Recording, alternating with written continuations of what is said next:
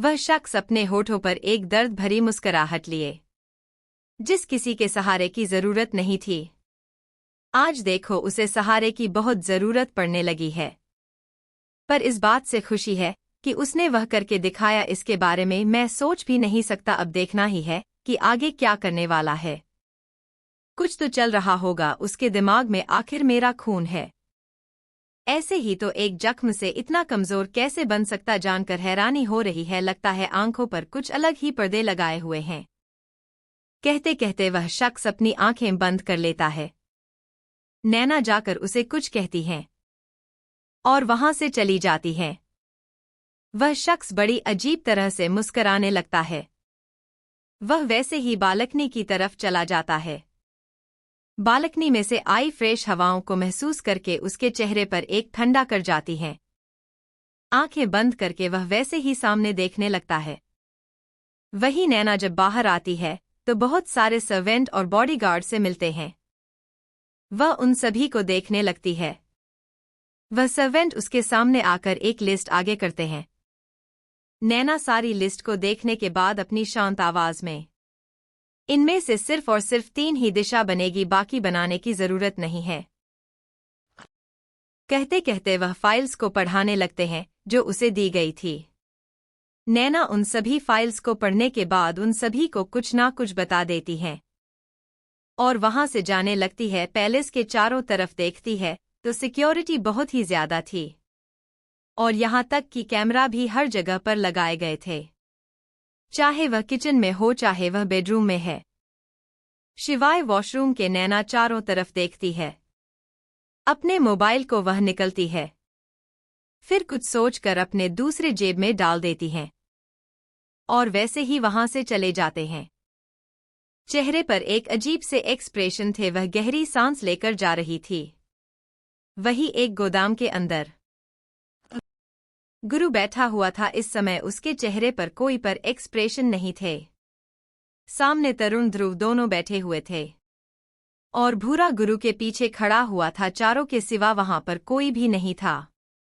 गुरु तरुण की तरफ देखकर कुछ सोचते हुए, कादंबरी की बातों को सुनकर ऐसा लग रहा है कि जो शख्स है वह बहुत ही ज्यादा नजदीक है उसके।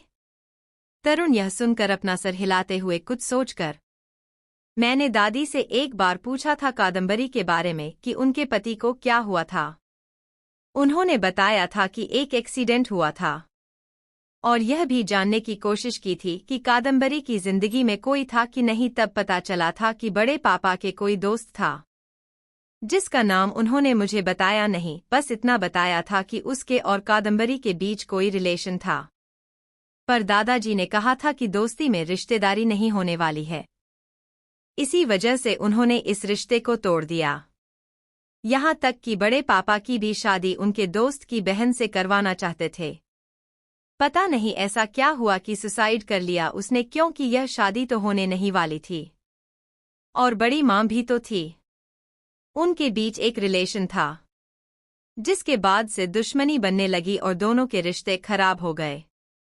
कहते कहते तरुण तो शांत हो जाता है, पर तरुण की बात को सुनकर गुरु कुछ सोचते हुए, मतलब यहां पर दिल से खेला जा रहा है, किसी की मोहब्बत का तमाशा बनाया जा रहा है। वह जो भी है उसके बारे में पता लगाना पड़ेगा। हो ना हो वह कादंबरी को यूज कर रहा है बदला लेने के लिए। आखिर बहन उसकी मौत हुए हैं और कादंबरी के पास इतना अच्छा दिमाग नहीं है कि वह अपने दिमाग से खेलें। पता लगाओ कि आखिर वह कौन है, हर एक इन्फॉर्मेशन निकालना होगी। पर सबसे ज्यादा खेल तक मजा आएगा जब इस खेल में आमने सामने हो। कुछ ऐसा करना पड़ेगा जिससे वह सामने आ जाए। पर याद रखना, किसी को भी पता नहीं चलना चाहिए कि मेरी हालत कैसी है। जब तक मैं ना कहूं कुछ चीज ना बताना ही बेहतर होता है। कहते हुए वह तो शांत हो जाता है, पर वही उसके बाद को सुनकर तरुण कुछ सोचते हुए, मेरी बात हुई थी कादंबरी से, शायद वह दोनों डिनर के लिए कहीं जाने वाले हैं। पहले से ही मैंने एक आदमी को भेजा है, उसके पीछे अभी तक तो कुछ पता नहीं चला है। बस इतना पता है कि वह शॉपिंग मॉल में है और कुछ ले ही हैं। गुरु यह सुनते ही हंसते लगता है। वह बड़ी अजीब तरह से हंसते हुए। चाहे इंसान कितना भी बुरा हो, अंदर की जवानी कभी भी खत्म नहीं होती है। मोहब्बत है उसके लिए तो जरूर वह कुछ ना कुछ लेकर ही रहेगी।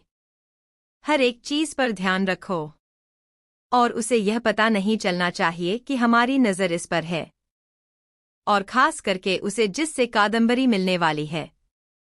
एक बार उसका चेहरा देखे उसके बाद तुम सभी को उसके कुंडली निकालने हैं। मुझे भी तो पता चले आखिर किसका इतना अच्छा दिमाग है।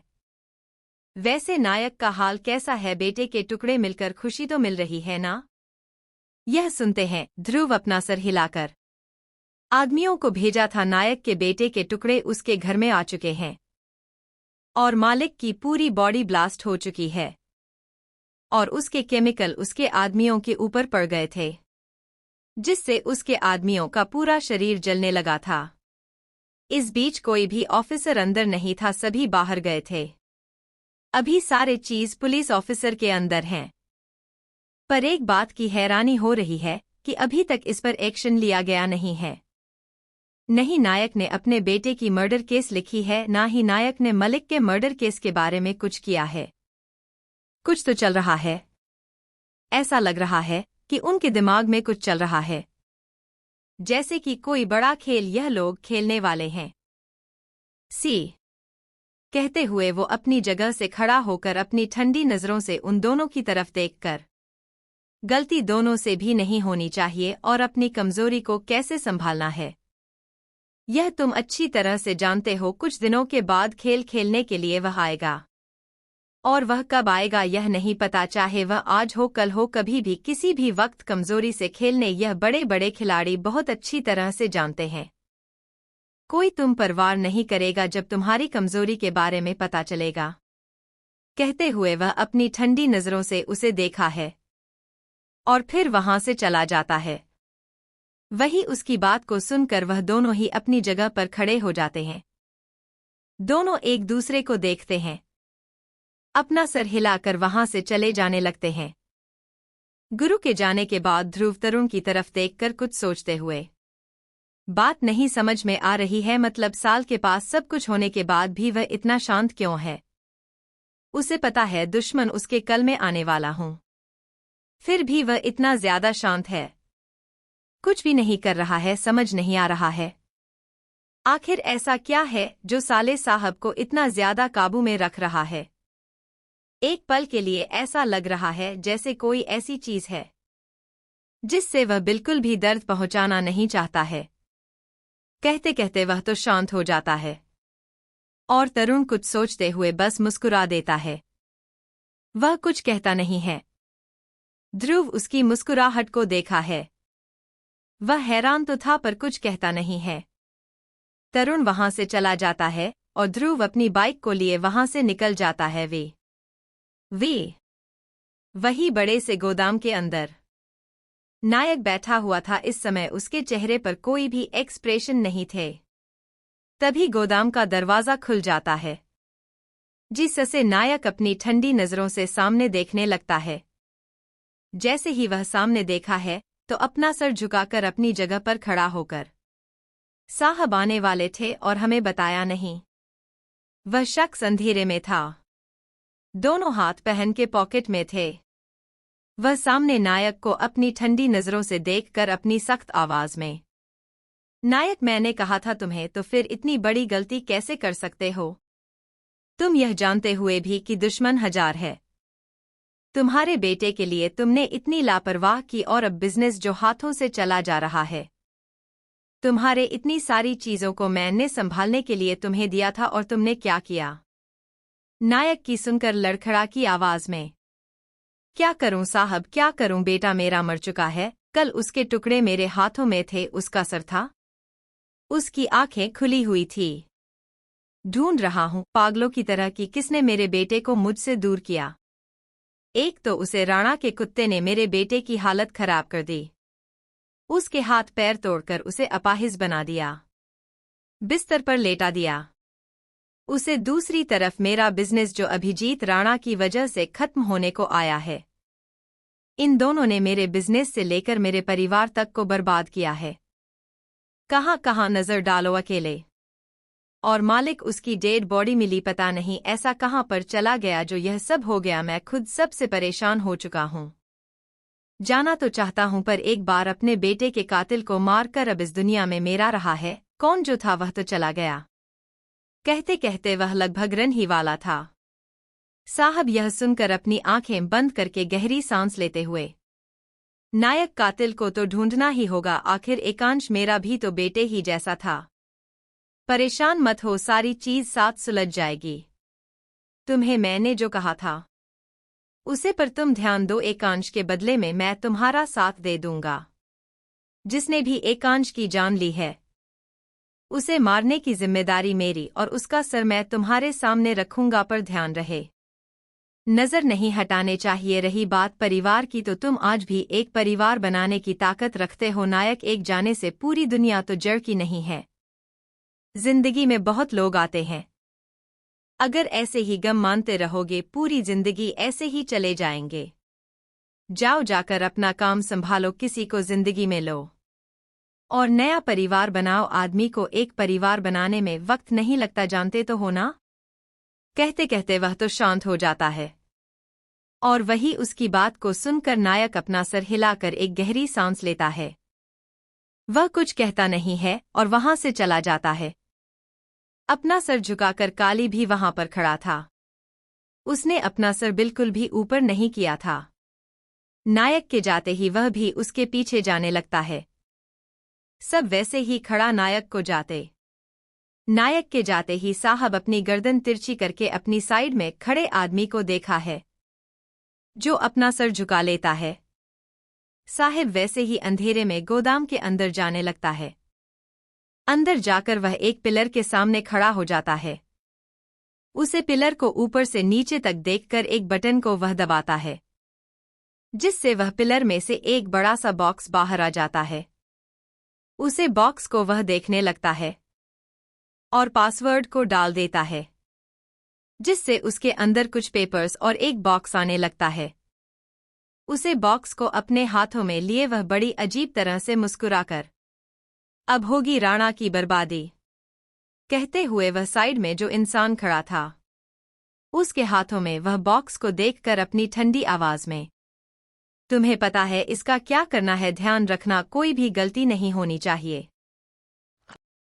कहते कहते हैं वह बड़ी अजीब तरह से मुस्कुरा कर वहां से जाने लगता है। और वही उसके साइड में जो शख्स था उसके हालात तो खराब हो रही थी।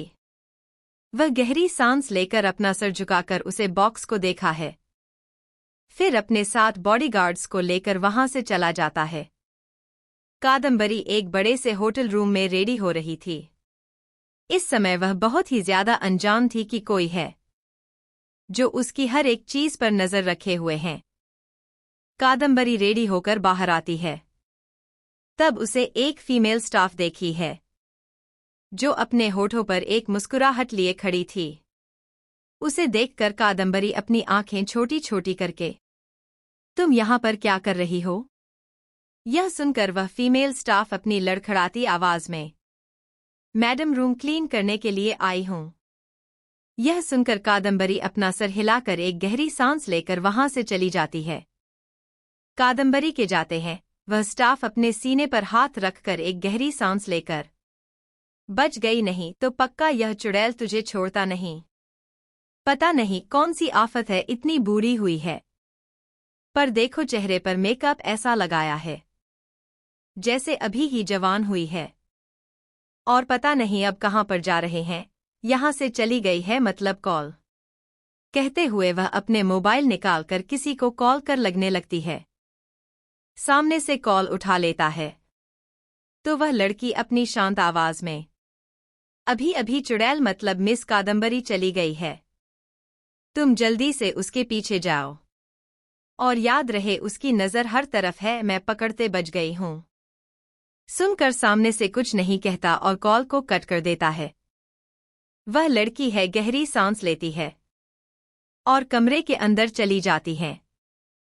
कमरे के अंदर जाकर वह पूरे कमरे को देखकर सामान पर अपनी नजर डालते हैं और जल्दी से सामान को देखने लगती है। वहां पर एक छोटा सा बैग था वह उसकी चेकिंग करना स्टार्ट कर देती है। वही कादम्बरी रेडी होकर गहरी सांस लेती है और होटल के बाहर खड़ी हो जाती है। इस समय उसके हाथों में मोबाइल था, जिस पर वह कुछ देख रही थी। इस बात से अनजान कि कोई उसे देख रहा है। वही दूर खड़े बाइक पर बैठा हुआ शख्स अपने हेलमेट को निकालकर कादम्बरी को देखते हुए खुद से ही आखिर समझ नहीं आ रहा है यह औरत इतनी ज्यादा बात दिमाग और इतनी लालची कैसे हो सकती है। पर चलो, राणा का खून नहीं है तो इसमें कुछ ना कुछ तो कमी हो ही गई होगी। जब मेरी सिंड्रेला को उसके बारे में पता चलेगा तो क्या होगा? वह तो बहुत ज्यादा उदास हो जाएगी, पर कोई नहीं, उसे सिंड्रेला को दिलासा देने के लिए मैं हूं ना। पर पता नहीं इस लेने को वाला है और तैयार तो ऐसी हो रही है जैसे शादी के लिए जा रहे हैं। कोई इसे देखकर कह सकता है कि यह कोई विडो एफवीसी के ऑफ। पता नहीं कहाँ फंस गया मुझे। यहाँ पर आना था मेरा साला, तो मुझे रोमांस करने देता ही नहीं है। दोनों के दोनों अपने में तो बिजी रहते हैं, अपनी वाली के साथ तो बड़े रोमांस करते हैं, और यहाँ पर मुझे जैसे मासूम को कुछ रोमांस करने को ही नहीं मिलता है। और मेरी प्यारी सी सिंड्रेला, उसके दिमाग में तो क्या क्या चलता है मेरे बारे में। खुद से ही बातें करते करते ध्रुव एक गहरी सांस लेता है। तब एक ब्लैक कलर की मर्सिडीज उसके सामने खड़ी थी, जिसमें कादम्बरी मुस्कुराते हुए बैठ जाते हैं। तो ध्रुव वैसे ही ब्लूटूथ अपने कान पर लगाकर हेलमेट को पहनकर उसके शीशे को आंखों के सामने करते हुए अपना सर हिलाकर आ गए। अब देखना यह है किस खेल का असली खिलाड़ी कौन है। कहते कहते हुए गहरी सांस लेकर बाइक को स्टार्ट करके पीछे पीछे ले जाने लगता है। मर्सिडीज के पीछे जा रहा था वह। कुछ देर के बाद वह एक बड़े से फर्मा उसके अंदर जाते हुए देखा है। वह अपनी बाइक को वही दूरी पर खड़ा रखकर उसे फार्मेस को देखा है जहां पर सिक्योरिटी थी, जिसे देखकर वह अपने सर पर हाथ रखकर आखिरी जगह कौन सी है इसके बारे में तो कुछ पता ही नहीं है।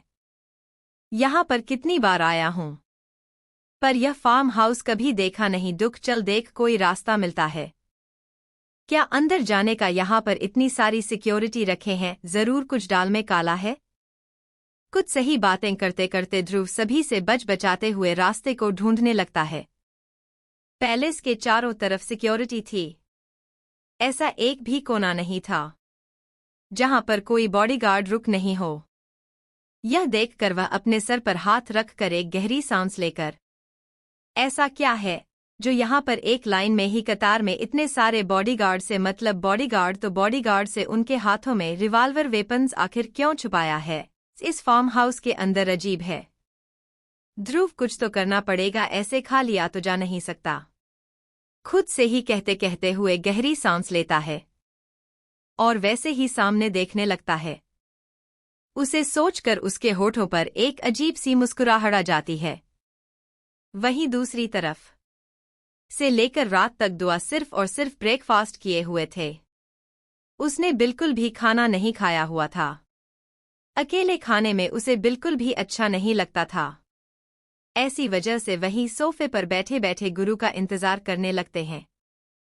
रात के 11 बजे जब गुरु पैलेस के अंदर आता है, तब वह दुआ को सोफे पर लेटे हुए देखकर हैरान हो जाता है। उसकी आंखें हर किसी छोटी छोटी हो जाती हैं। वह गहरी सांस लेकर अपना सर हिला देता है और दुआ के पास जाकर उसके बालों को सहलाने लगता है। दुआ, जिसने अपनी आंखें बंद की थी, जो गहरी नींद में थी, गुरु के छूने से अपनी आंखें खोलता है। उसकी नीली नीली आंखों में नींद भरी पड़ी थी। वह अपनी नीली आंखें बड़ी बड़ी करके अपने उंगलियों से अपनी आंखों को सहलाते हुए बच्चों की तरह मुंह बनाते हुए, आप अभी आए, मैं कब से इंतजार कर रहे थे। मुझे लगा कि आप लेट आने वाले हैं। आपने सुबह भी कुछ खाया नहीं और दोपहर में भी आपने कुछ खाया नहीं होगा। मैं अच्छे से जानती हूं, अब जाकर फ्रेश हो जाइए, फिर हम दोनों एक साथ खा लेंगे। मुझे बहुत जरूरत से भूख लगी है, पता है। कहते हुए वह छोटे बच्चों की तरह मुंह बनाते हुए उसे देखने लगते हैं। गुरु दुआ के चेहरे को देखा है और उसकी बातों को सुनकर उसका पूरा चेहरा ठंडा पड़ जाता है। वह उसके साइड में बैठकर उसके बालों को सहलाते हुए, क्या मेरी चेरी को किसी ने खाना नहीं दिया? क्या किसी ने तुम्हारे साथ बदतमीजी की चेरी? गुरु की अजब सी बातों को सुनकर दुआ बच्चों की तरह मुंह बनाते हुए, आपको लगता है आपके दर के सामने कोई मुझसे बदतमीजी कर सकता है? इतने सारे लोग डरते हैं आपसे, आपको क्या लगता है कोई मुझसे बात भी करता होगा? बदतमीजी करना तो दूर की बात है, वह तुम मुझे अकेले खाना पसंद नहीं है। एक तो आप रहते नहीं हो और किसी को मेरे साथ बैठने देते नहीं हो। सुमित्रा आंटी को कहो मेरे साथ बैठकर खाना खाने के लिए, वह भी मना कर देती हैं। वह कहती है कि मैं यहाँ पर नहीं बैठ सकती। तुम कहाँ पर बैठकर मैं खाना खाऊंगा? अकेले मेरे गले से नहीं जाता। हमेशा तो कृषि रहती है, माँ रहती है, पापा रहते हैं, नहीं तो दादी रहती है। कोई ना कोई रहता है, यहाँ पर तो अकेले खाना पड़ता है। आप तो कभी रहते हो कभी नहीं रहते हो। 1 महीना हुआ है ऐसे अकेले अकेले खाते खाते। पर आपस से इस बारे में क्या बात कर सकते हैं? आपको कुछ समझ में आता है, बस आप अपनी मन की करो। कहते कहते दुआ छोटे बच्चों की तरह शिकायतें करने लगते हैं। उसकी शिकायत को छोड़कर गुरु शांत हो जाता है। वह उसे अपने गोद में वह बैठकर उसके बालों को सहलाकर उसे शांत करते हुए, शांत हो जाओ चेरी, कितनी बातें करती हूँ, तुम्हारे एक छोटा सा मुंह दर्द नहीं करता है? और वैसे भी जिंदगी में कोई भी ज्यादा वक्त तक साथ नहीं रहता, हर किसी को इतना दिन जाना ही होता है। अकेले रहने की आदत डालो, कभी कभी जिंदगी में अकेले में रहना पड़ता है। कोई अगर तुम्हारे साथ ना हो ना तो भी जिंदगी की जाती है, मदद डालनी पड़ती है। खुद को इतना भी दूसरे पर डिपेंड मत करो कि खुद को तकलीफ होने लगे। कहते हुए वह तो शांत हो जाता है, पर वही उसके अजीब सी बातों को सुनकर दुआ अपनी आंखें बड़ी बड़ी करके छोटे बच्चों की तरह मुंह बनाते हुए, मुझे ना आपकी बातें कभी समझना नहीं आने वाली है और ना ही मुझे आपकी कोई भी बातें समझ नहीं है। अब जाकर फ्रेश हो जाइए, तब तक मैं आपके लिए खाना सर्वेंट से कहकर डाइनिंग टेबल पर रखवाने के लिए कहती हूँ। और जल्दी से आ जाइए क्योंकि आपकी चेहरे को बहुत बुरी वाली भूख लगी है। कहते कहते वह छोटे बच्चों की तरह उसे देखने लगती है और फिर वहां से चली जाती है। वही उसकी बात को सुनकर गुरु एक गहरी सांस लेकर अपना सर हिला देता है और वह भी सीढ़ियों से ऊपर जाने लगता है। दुआ डाइनिंग टेबल की तरफ आती है। सुमित्रा पहले ही वहां पर मौजूद थी। वह उन्हें देखकर अपनी आंखों में चमक लिए। आंटी अब जल्दी से खाना लगा दीजिए, वह आ गए हैं। सुमित्रा यह सुनकर अपना सर हिला देती है। वह कब से दुआ को कह रही थी खाना खाने के लिए, पर एक दुआ थी जिसकी जिद के आगे कोई कुछ कह सकता है। उसने गुरु का इंतजार किया, अब गुरु आ गया है। यह सुनकर सुमित्रा जल्दी से खाने को डाइनिंग टेबल पर लाने लगती है। वह भी गरम करके खाना पहले ही बन चुका था जो ठंडा हो चुका था। वह जानती थी अगर दुआ खाना खाकर सो जाती तो गुरु बिल्कुल भी खाना नहीं खाता। उसे दुआ के लिए बहुत प्राउड फीलिंग आ रही है, क्योंकि अक्सर किसी को किसी के लिए मतलब नहीं होता है। और यहाँ तो दुआ गुरु के ना खाने से सुबह से परेशान थी। वह उसे देखते हैं जो बहुत ही ज्यादा प्यार थे। वह इतना तो समझ चुके थे कि उसकी मैडम उसके बाबा से बहुत ज्यादा प्यार करती हैं, जिससे उसके होठों पर और भी ज्यादा मुस्कुराहट आ जाती है। वह गहरी सांस लेकर अपना सर हिलाकर खाने को गर्म करके डाइनिंग टेबल पर रख देती है। तब तो गुरु आ जाता है। वह अपनी चेयर पर बैठता है तो सुमित्रा उसके प्लेट में खाने को सर्वे करने लगते हैं। कहीं प्लेट में खाने को सर्वे करने के बाद वह वैसे ही अपना सर झुकाकर चली जाती है। दुआ उसे जाते हुए देखकर गहरी सांस लेकर खाना खाने लगते हैं। दुआ और गुरु दोनों ही खाना खाते हैं। खाना कंप्लीट होने के बाद दुआ कुछ सोचते हुए गुरु की तरफ देखकर, क्या हम दोनों कोई मूवी देख सकते हैं? मतलब मैं पहले सो चुकी हूँ और अब तो मुझे नींद भी नहीं आने वाली है, तो क्यों नहीं हम दोनों एक मूवी देख लेते हैं? मुझे बहुत मूवी देखने का मन कर रहा है, साथ में क्या आप मेरे लिए इतना भी नहीं करेंगे? कहते कहते हुए बड़ी मासूमियत से उसे देखने लगती है। तो गुरु अपनी शांत आवाज में, चेरी मुझे कुछ काम है, तुम्हारा आराम कर लो, हम कल मूवी देख लेंगे। सुनकर दुआ अपनी जगह पर खड़ी होकर जिद्दी बच्चे की तरह, नहीं बिल्कुल भी नहीं, आप रोज काम करते, पूरा दिन काम करते हो, रात में तो इंसानों की तरह रहा करिए। एक तो आप सुबह से लेकर रात तक काम करते, घर पर आने के बाद थोड़ा सा ध्यान अपनी छोटी सी मासूम सी प्यारी सी बीवी पर भी दीजिए। वह भी तो आपकी बीवी है, उसने के साथ अपने शादी की है, आपको नहीं लगता कि उसके साथ भी थोड़ा सा टेंशन करना चाहिए? पर नहीं, आपका पूरा वक्त तो सिर्फ और सिर्फ काम के बीच रहता है, बीवी पर नजर कहाँ होती है? आपकी पूरा दिन चला जाए पर मेरे गुरु का वक्त हमेशा काम पर ही रहेगा, आप कहाँ ध्यान देते हो मुझ पर, जरा मुझे बता दीजिए। कहते कहते वह मुंह फुलाकर उसे देखने लगती है। गुरु अपनी प्यारी सी चेरी को देखा है, जो गुस्से में उसे देख रही थी। उसे देखकर वह गहरी सांस लेकर अपना सर हिला देता है, उसके पास आकर उसके बालों को सहलाते हुए, चेरी मुझे एक बात समझ नहीं आ रही है कि आखिर शादी की कैसे हैं? छोटी बच्ची से या मैच्योर विमेन से, मतलब छोटे बच्चों के साथ तुम्हारा कंपैरिजन किया जाए तो भी मुझे लगता है कि वह छोटे बच्चे तुमसे ज्यादा डॉट। इतना कहकर वो मुस्कराने लगता है और वही उसकी बात को सुनकर दुआ अपनी आंखें बड़ी बड़ी करके उसे गुस्से में देखने लगती है। अपनी कमर पर दोनों हाथ रखकर अपने होठों का पाउडर बनाकर गुस्से भरी आवाज में, आखिर आपका कहने का क्या मतलब है? मैं आपको छोटी बच्ची नजर आता हूं? अगर आती हो तो आप मुझसे शादी क्यों की? आपको प्रॉब्लम हो रही है तो आपको शादी करने की जरूरत ही क्या थी? मतलब मैं यहां पर परेशान हूं, फिर भी आपको कोई मतलब नहीं है। आपको एक ऐसी लड़की के साथ शादी करनी चाहिए थी ना, जो आपके कंपैरिजन में आपकी तरह ही हूं। बिल्कुल बिजनेस वुमेन टाइप मुझे नहीं होता है। यह सब यह आपके लिए बेहतर है। मैं नहीं कर सकती पूरा दिन वह लैपटॉप के सामने होकर उस कीबोर्ड पर अपने हाथ चलाना। यह मेरे से नहीं होगा, किसी रोबोट की तरह यह सब मैं नहीं कर सकती, मैं इंसान हूं। मुझे इंसानों की तरह यह जो चीज पसंद है वह मैं करती हूं, मुझे यह होने वाला तो है नहीं, यह आपको ही बेहतर है। आपको पछतावा हो रहा है, उसके लिए मैं कुछ नहीं कर सकती। आपने शादी की है तो आप निभानी तो पड़ेगी, और अगर गलती से भी आपके दिमाग में किसी औरत का ख्याल आ रहा है तो एक बात अच्छे से अपने दिमाग में बैठा लीजिए, यह बच्ची ना कितनी ज्यादा खतरनाक हो सकती है, या उसे वक्त देख सकते हैं, तो बेहतर यही है मिस्टर राणा जी मेरे साथ मूवी देख लीजिए, नहीं तो मुझसे बुरा कोई नहीं होगा। कहते कहते वह गुस्से में उसे देखने लगती है। इतना ज्यादा बोलने की वजह से उसका गला सूख चुका था। गुरु कॉफी टेबल पर रखा हुआ पानी के गिलास को दुआ के सामने कर देता है। दुआ बिना कुछ बोले पानी को पीने लगते हैं।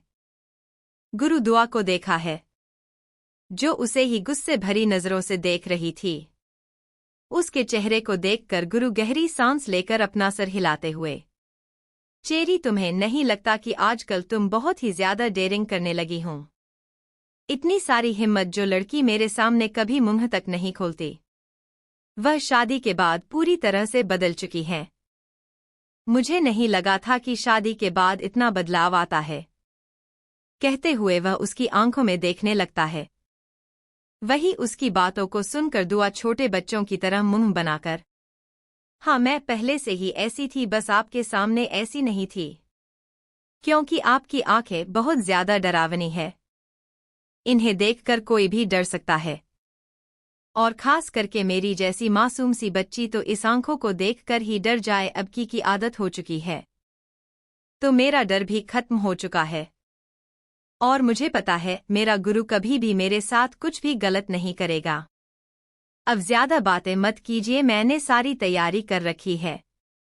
हम दोनों मूवी देख लेंगे, अगर आपको कुछ काम है तो वहां पर बैठ कर सकते हैं। वैसे भी काम तो लैपटॉप पर ही होता है। मूवी भी देख लीजिए और काम भी कर लीजिए। कहते हुए वह पानी का गिलास कॉफी टेबल पर रखकर गुरु का हाथ पकड़ लेती है। गुरु बस अपना सर हिला देता है। दुआ थिएटर रूम में चली जाती है और मूवी जो उसकी पसंद की है उसे चलने लगती है। तब तक गुरु लैपटॉप लेकर दुआ के साइड में आ जाता है। दुआ गुरु को देखते हैं जो लैपटॉप पर काम कर रहा था। यह देखकर वह खुद से अपना सर हिला देती है। उसे पता था अगर वह गुरु को यह नहीं कहती तो गुरु बिल्कुल भी राजी नहीं होता। वह गुरु देखी है। फिर वैसे ही एक साइड अपने पैरों को रखकर मूवी देखने लगती है। करीब 30 मिनट हो जाते हैं पर अभी भी गुरु ने लैपटॉप को अपने से दूर नहीं किया था।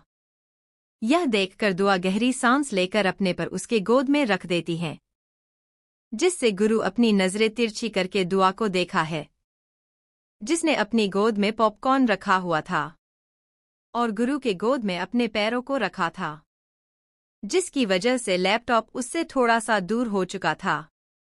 गुरु दुआ के पैरों को वैसे ही अपनी गोद में रखकर अपने एक हाथ को उसके पैरों पर चलने लगता है और दूसरे हाथों से लैपटॉप की बटन को टाइप करने लगता है।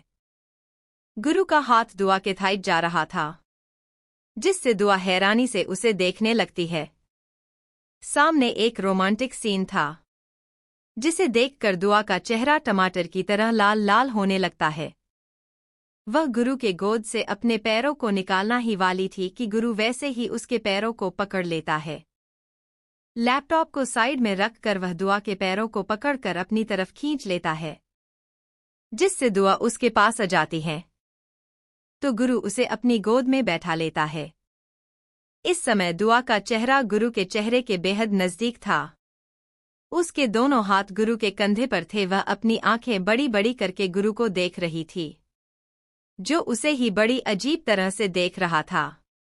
गुरु ने शर्ट पहना हुआ था, जिसके उसने बटन्स निकाल कर रखे थे। उसका सीना इस समय दुआ के सामने था, जिसे देखकर दुआ अपनी आंखें बड़ी बड़ी कर लेती है। दुआ के हाथ को अपने सीने पर गुरु फिर आने लगता है, जिससे दुआ की दिल की धड़कनें बढ़ने लगती है। वह गुरु के सीने से अपना हाथ दूर तो करना चाहती थी, पर गुरु अपने एक हाथ से उसके कमर को पकड़कर अपनी तरफ खींच लेता है, जिससे दुआ अपनी आंखें कस के बंद कर लेती। गुरु दुआ के चेहरे को देखना है। उसके होठों पर एक गहरी मुस्कुराहट आ जाती है। वह उसके होठों को अपने अंगूठे से चलने लगता है और वैसे ही उसके होठों पर अपने होठों पर रख देता है, जिससे अपनी आंखें बंद कर लेती है। वह दोनों किस कर रहे थे। तभी आवाज की वजह से वह दोनों दूसरे से दूर हो जाते हैं। दुआ डर से जाती है, क्योंकि बहुत ही भयानक आवाज थी। वह पीछे रहती है तो स्क्रीन पर एक्शन स्टार्ट है, जहां पर फाइटिंग चल रहे थे और बड़े बड़े ब्लास्ट हो रहे थे, जिससे उसकी होठों पर एक मुस्कुराहट आ जाती है। वह इतना डर चुके थे, उसे आवाज को सुनकर लगभग उसकी पूरी जान ही निकल गई थी। और गुरु दुआ के होठों पर मुस्कुराहट देखकर उसके सर से अपना कर जोड़ देता है। वह भी मूवी देखने लगता है। कुछ देर ऐसे ही मूवी देखने के बाद दुआ कब गुरु के सीने पर अपना सर रखकर गहरी नींद में चली जाती है, यह उसे खुद भी पता नहीं चलता, और वह वैसे ही उसके सीने पर अपना सर रखकर गहरी नींद में चली जाती है। गुरु अपने सीने पर गर्म कर से महसूस करके स्क्रीन को बंद कर देता है और वैसे ही दुआ को अपनी गोद में उठाए अपने साथ बेडरूम में लाता है। कमरे में लाकर वह उसे बेड पर लेटकर खुद उसके साइड में लेट जाता है, जिससे दुआ खुद ही उसके सीने पर अपना सर रखकर गहरी नींद में चली जाती है। रात गहरी हो चुकी थी। गुरु की आंखों में नींद ही नहीं थी। वह किसी गहरी सोच में देख रहा था। दुआ को देखा है, जो उसके सीने से अपना कर रखे हुए बिना किसी फिक्र के साथ गहरी नींद में सो रही थी। उसे देखकर वह अपना सर हिला देता है और फिर वैसे ही उसे लेटकर वहां से वह चला जाता है। वेलकम में बालकनी में सिगरेट हो रखा और उसे जला देता है और सामने चांद को देखने लगता है। गहरा अंधेरा था। रात के 3 चुके थे। गुरु अपनी आंखें बंद करके वहीं सोफे पर बैठकर सिगरेट को अपने उंगलियों में पकड़कर बड़ी अजीब तरह से सामने चांद को देखने लगता है। चेहरे पर कोई भी एक्सप्रेशन नहीं थे, बल्कि उसका चेहरा पूरी तरह से ठंडा हो चुका था। कुछ देर ऐसे ही सिगरेट पीने के बाद वह सिगरेट तो वही रख देता है। चेहरे पर जरूर कोई एक्सप्रेशन नहीं थे, पर आंखें बहुत ही ज्यादा अजीब थी। ऐसा लग रहा था कि जैसे किसी दर्द को अपने अंदर छुपाए हुए हैं। जब वह अपनी आंखें बंद करके खोलना है, तो उसकी आंखें लाल लाल हो चुकी थी। वह वैसे ही चांद को देखा है। फिर अपनी जगह पर खड़े होकर सिगरेट को वहीं फेंक कर कमरे के अंदर आ जाता है। कमरे के अंदर आकर बेड पर चला जाता है। दुआ को अपनी बाहों में लिए वह अपनी आंखें बंद कर लेता है। इस बार उसे नींद आ जाती है और वह गहरी नींद में चला जाता है। उसकी आंखें तब खोल हैं जब मोबाइल वाइब्रेट होने लगता है। दुआ नींद में ही गुरु के सीने पर मरते हुए अपनी बंद हुई आंखों से नींद भरी आवाज में, आपका यह फोन बंद कर दीजिए, कितना शोर मचा रहा है। मुझे बहुत नींद आई है, बंद कर दीजिए ना। दुआ की आवाज से गुरु की भी नींद खुल जाते हैं। वह जल्दी से अपने मोबाइल को बंद कर देता है और दुआ के चेहरे को देखा है, जहां पर अब नॉर्मल हो चुका था और फिर से वह गहरी नींद में जा चुकी थी। उसके चेहरे को देखकर वह गहरी सांस लेकर अपना सर हिला देता है। उसके माथे में कुछ चूम कर वह बिस्तर से खड़ा होकर वैसे ही बालकनी की तरह बढ़ने लगता है। गुरु अपनी ठंडी आवाज में, भूरा, सुबह सुबह ऐसा कौन सा काम आ गया तुम्हारा जो मेरी नींद खराब कर रहे हो। भूरा गुरु की बात को सुनकर एक पल के लिए तो हैरान हो जाता है। वह अपनी घड़ी में देखा है तो सुबह के 11 बज चुके थे। वह अपनी लड़खड़ाती आवाज में, वो बॉस, सुबह के 11 बज चुके थे और हमारी एक बिजनेस मीटिंग थी, आप अभी तक आए नहीं। भूरा की बात को सुनकर गुरु अपने मोबाइल को अपने कान से निकाल कर देखने लगता है, जिससे वह अपनी आंखें बंद करके गहरी सांस लेकर अपने दोनों आईब्रो के बीच में ही अपनी एक उंगली रखकर उसे सहलाते हुए अपनी ठंडी आवाज में, मीटिंग कितने बजे की है। भूरा यह सुनकर एक गहरी सांस लेता है और फिर अपने गले से जैसे तैसे आवाज को निकालकर, बॉस, मीटिंग 11:30 की है, पर शेड्यूल कर सकते हैं को कितना मीटिंग टाइमिंग बता दो। गुरु कुछ सोचते हुए अपने सर को दबाकर एक गहरी सांस लेते हुए, 1 बजे की फिक्स करो, कहते हुए को कॉल को कट कर देता है और अपनी गर्दन तिरछी करके बेड पर दुआ को देखा है, जो अभी भी सो रही थी, घोड़े बेचकर तबला बेचकर। उसे देखकर वह गहरी सांस लेकर अपना सर हिला देता है और वहां से वह चला जाता है। वॉशरूम में चला जाता है। फ्रेश होकर वह जब बाहर आता है, तब दुआ अपनी आंखें हल्की हल्की खोल रही थी, जिसे देखकर गुरु एक गहरी सांस लेकर क्लोजिंग रूम की तरफ चला जाता है। क्लोजिंग रूम में के बाहर आता है तो दुआ अपनी जगह पर खड़ी होकर गुरु को गुस्से बड़ी नजरों से देखकर, अपना पहले ब्रेकफास्ट करके चले गए तो क्या ब्रेकफास्ट बिल्कुल भी नहीं करते हो और ऐसे ही बिना खाए पिए चले जाते हो। अगर ऐसा किया ना तो मुझसे बुरा कोई नहीं होगा। उसके ऐसी धमकी को सुनकर गुरु अपनी गर्दन तिरछी करके दुआ की कमर पर अपना हाथ रखकर उसे अपने नजदीक करके उसकी आंखों में देखते हुए अपने होठों पर एक अजीब सी मुस्कुराहट लिए, मिसेज राणा आजकल धमकी देने लगी है, वह भी गुरु राणा को।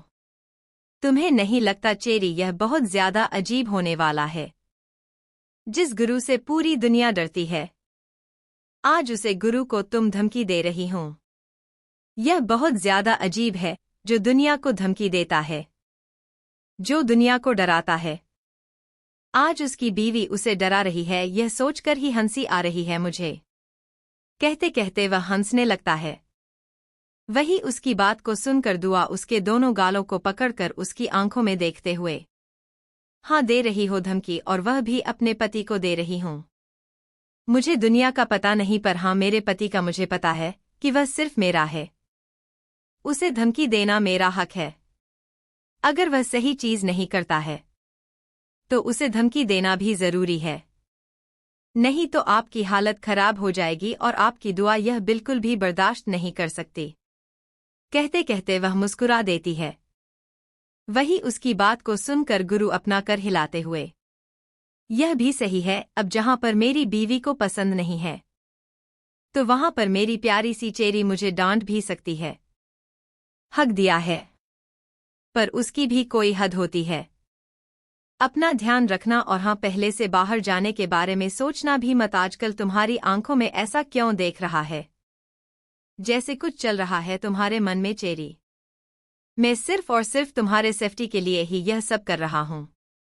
बस कुछ वक्त की बात है और यह आखिरी बार है जब मैं यह कह रहा। अगली बार तुम्हें समझना चाहिए कि तुम्हारा गुरु जो भी करेगा वह तुम्हारे लिए सही ही होगा। कहते हुए उसके माथे को चूमकर उसे देखने लगता है। दुआ उसकी बात को सुनकर बस अपना सर हिला देती है। गुरु वहां से चला जाता है और दुआ उसे देखने लगती है। वह खुद को देखकर गहरी सांस लेती है मिरर में, क्योंकि उसका चेहरा पसीने में भर चुका था। वह बड़ा सा मुंह बनाकर, सच में मेरा पति तो जीनियस ही है। मतलब उसे सब कुछ पता है मेरे दिमाग में चल क्या रहा है। ऐसा कैसे किसी को पता चलता है? पर नहीं, मेरे पति को तो सब कुछ पता चलता है। मेरी नीली आंखों को देखकर ऐसा भी कोई होता है क्या? समझ नहीं आ रहा मेरा ही पति इतना ज्यादा अजीब मुझे कैसे मिला। खुद से ही बातें करते हुए दुए गहरी सांस लेती हैं और अपना सर हिलाकर वहां से चली जाती हैं। वॉशरूम में जाकर फ्रेश होने लगती है। फ्रेश होकर वह जब क्लोजिंग रूम में जाकर कपड़े चेंज करने लगते हैं, कपड़े चेंज करके वह बाहर आ जाते हैं।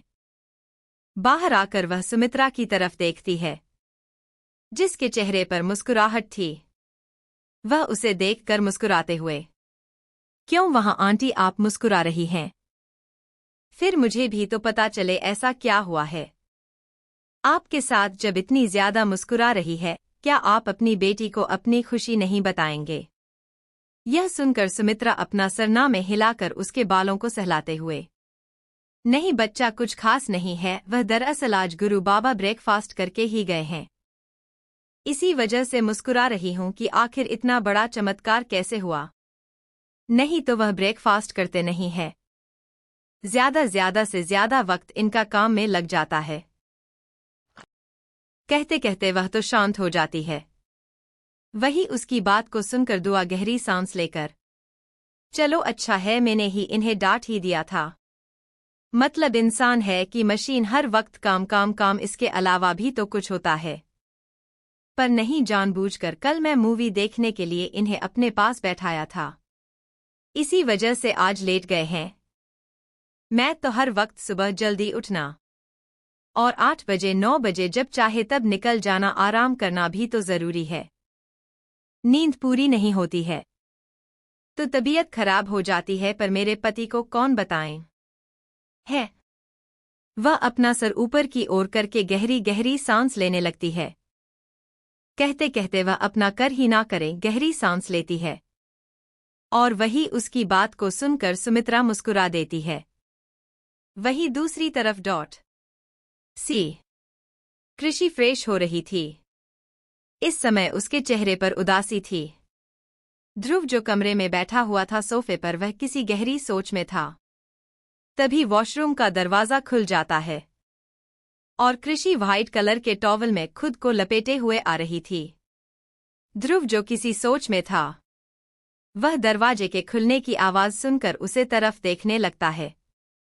कृषि को देखकर अपनी जगह पर खड़ा हो जाता है और उसके पास आ जाने लगता है।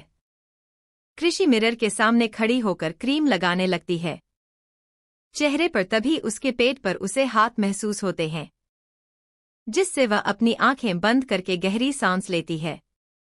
ध्रुव कृषि की कमर पर वैसे ही हाथ रखकर अपनी गहरी आवाज में, तुम्हें नहीं लगता सिंड्रेला आजकल तुम बहुत ज्यादा खूबसूरत होती जा रही हूं और अपनी इस दीवाने को और भी ज्यादा दीवाना बना रही हूं। क्या चाहती हूं? क्या मुझे पागल बन जाओ तुम्हारी इतनी खूबसूरती को देखकर?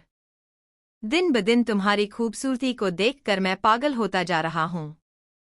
ऐसे भी मत करो कि मैं खुद को कंट्रोल नहीं कर पाऊं और फिर तुम्हारे दोनों भाई मुझे सूली पर चढ़ा दे। मामा बनना तो दूर की बात है, मुझे तो 1 महीना तक तुम्हारे साथ नहीं रहने देंगे। कहते कहते वह मुस्कराने लगता है। उसकी मजाकिया बड़ी बातों को सुनकर कृषि अपनी आंखें छोटी छोटी करके, मेरे भाई इतने भी बुरे नहीं हैं जितना तुम सोच रहे हो। ऐसी बात मत करो जैसे वह कहीं के शैतान हो। मेरे भाई दोनों भी बहुत प्यारे हैं। बस फर्क इतना है कि तुम उनके बारे में अच्छे से जानते नहीं हो। तो बेहतर नहीं है कि मेरे भाई को कुछ बोलो मत, नहीं तो मुझसे बुरा कोई नहीं होगा। कहते हुए उसके सामने खड़ी हो जाते हैं। चेहरा दोनों का बेहद नजदीक था और वही उसकी बात को सुनकर ध्रुव अपने होठों पर मासूमियत बड़ी मुस्कुराहट लिए। मैं तो बस साले साहब की तारीफ ही कर रहा हूं। वैसे भी तुम तो जानती हो तुम्हारे दोनों भाई कितने ज्यादा प्यारे हैं। राणा परिवार को ऐसे ही शेर का परिवार नहीं कहा जाता है। कुछ तो खासियत है। और तुम्हारा परिवार कितना ज्यादा खतरनाक है, यह तुमसे बेहतर कोई भी नहीं जानता है। मेरा जैसा मासूम तो कब तक उन्हें हैंडल करेगा, एक दिन पागल हो जाएगा। कहते हुए वह उदासी से अपना सर हिला देता है। उसकी बात को सुनकर कृषि अपने होठों पर एक मुस्कुराहट लिए। अब मेरी फैमिली पॉलिटिक्स से रिलेटेड है तो जरूर उन्हें सेफ्टी का तो ध्यान रखना ही पड़ेगा। तुम तो जानते हो यहाँ पर लोग जानवर बन जाते हैं, किसी को भी मारने के बारे में बार भी नहीं सोचेंगे। और यह भी जानते हैं कि पॉलिटिक्स में जो शख्स रहता है उसके साथ क्या होता है, सेफ्टी की जरूरत पड़ती है। कहते हुए वह शांत हो जाती है। पर वही उसकी बात को सुनकर ध्रुव अपना सर हिलाते हुए, यह तो मैं अच्छी तरह से जानता हूं और यह भी जानता हूं कि नायक और मालिक ने क्या क्या किया है इस पॉलिटिक्स में रहने के लिए। पर राणा खेलने वाला सही है। सिंड्रेला तुम्हारे परिवार में कुछ भी गलत नहीं किया है। अब यह सब छोड़ो और यह बताओ कि आप क्या करें, क्योंकि ऐसे रहकर मैं तुम्हें देखा नहीं सकता। खूबसूरत हूं और व्हाइट टॉवल तो तुम पर और भी ज्यादा खूबसूरत लग रहा है, तो क्यों ना सुबह सुबह वर्कआउट हो जाए। कृषि यह सुनकर अपना सर हिलाकर एक गहरी सांस लेते हैं। उसके सीने पर अपने दोनों हाथ रखकर अपनी आंखें छोटी छोटी करके, मिस्टर शुक्ला, आपको नहीं लगता क्या आजकल आपके दिमाग में कुछ ज्यादा ही गंदगी भरी पड़ी है? मतलब आपके पास दिमाग है, सुबह से लेकर आपका रात तक कोई ना कोई ऐसे ही थॉट्स चलते हैं। और कितना ज्यादा डर्टी माइंडेड है। सुबह से लेकर रात तक आपके दिमाग में बस यही चलता है, इसके अलावा कुछ रहता ही नहीं है। जब देखो तब तुम्हारा दिमाग इसमें ही गंदगी रहता है। जो जाकर काम देखो, यहां पर मुझे परेशान मत करो। और पता भी नहीं है कि मैं कब तक रहना पैलेस में जाने वाली हूं। पूरा परिवार परेशान होता होगा और मेरे भाई, उन्हें पता है मेरे बारे में कि मैं कहां पर हूं। कहते कहते वह तो शांत हो जाती है। तो ध्रुव कृषि के बाद को सुनकर गहरी सांस लेकर अपने मन में WAWW, इसे लगता है कि इसके भाई को पता ही नहीं है कि मैंने इसे किडनैप किया है। जैसे मैं पागल हूं जो खुद की बलि चढ़ाने चला जाऊंगा। और इसके इतने भाई खतरनाक है, इसे तो लगता है इसके भाई मासूम है। अगर मैं इसे किडनैप कर दिया तो इसके भाई तो शांति से ढूंढते रहेंगे। मेरा बड़ा वाला साल तो इतना ज्यादा खतरनाक है, आधे घंटे में ही पता लगवा देगा कि उसकी बहन कहां पर है। अपनी ही बीवी का देख लो, अपने जानवरों के पास थी, पर इन्फॉर्मेशन कैसे निकाल, समझ नहीं आ रहा है कि आखिर मुझे इतनी ज्यादा मास्टरमाइंड साले कैसे मिले।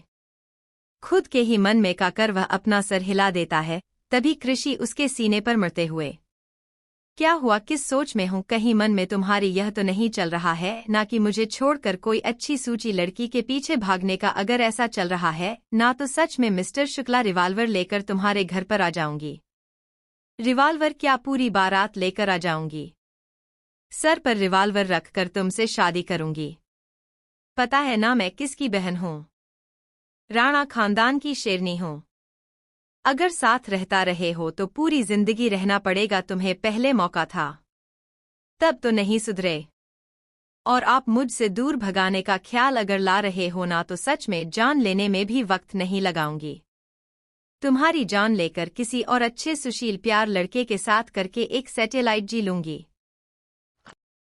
कहते कहते वह उसे गुस्से में देखने लगती है। वही उसकी बात और उसकी धमकी को सुनकर ध्रुव तो बस उसे देखा ही रह जाता है।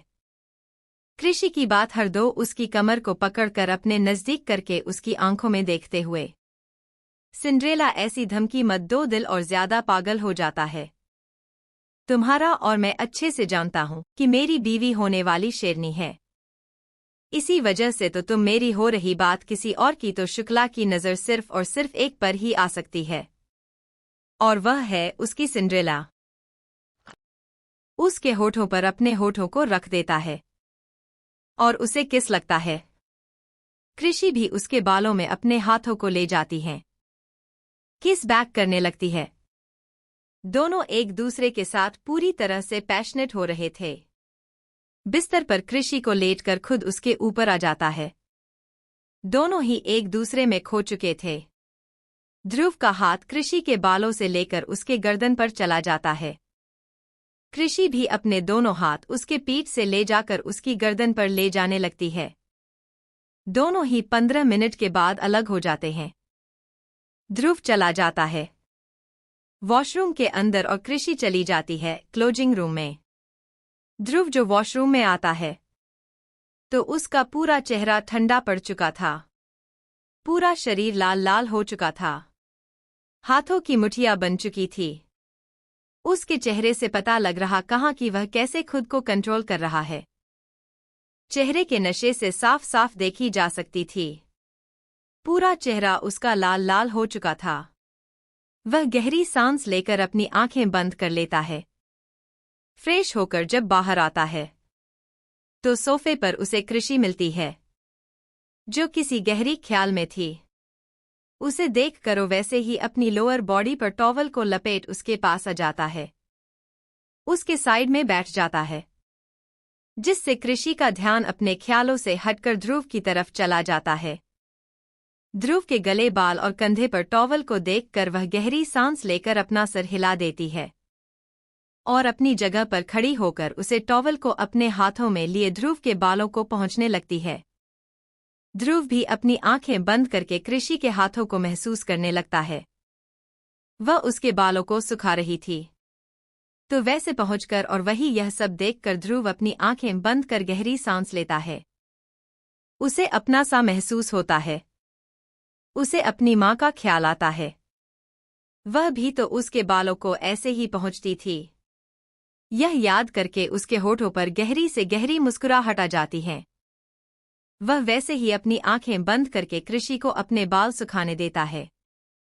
कृषि जब देखी है कि ध्रुव के बाल सूख चुके हैं तो उसके बालों को अपने हाथों से सहलाते हुए, जाकर कपड़े चेंज कर लो, तब तक मैं नीचे जाकर देखती हूँ क्या आंटी ने क्या बनाया है।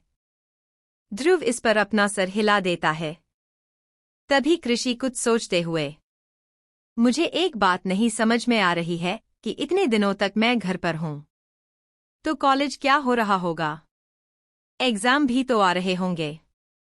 मुझे कुछ समझ नहीं आ रहा है। क्या तुम मेरे लिए कॉलेज जा सकते हो? इन्फॉर्मेशन तो निकालो कि आखिर कॉलेज में चल तो कर चल क्या रहा है। उसके सामने खड़ी हो जाते हैं। कृषि के चेहरे पर परेशानी को देखकर ध्रुव गहरी सांस लेकर अपना सर हिलाते हुए, परेशान मत हो, इन्फॉर्मेशन निकली है।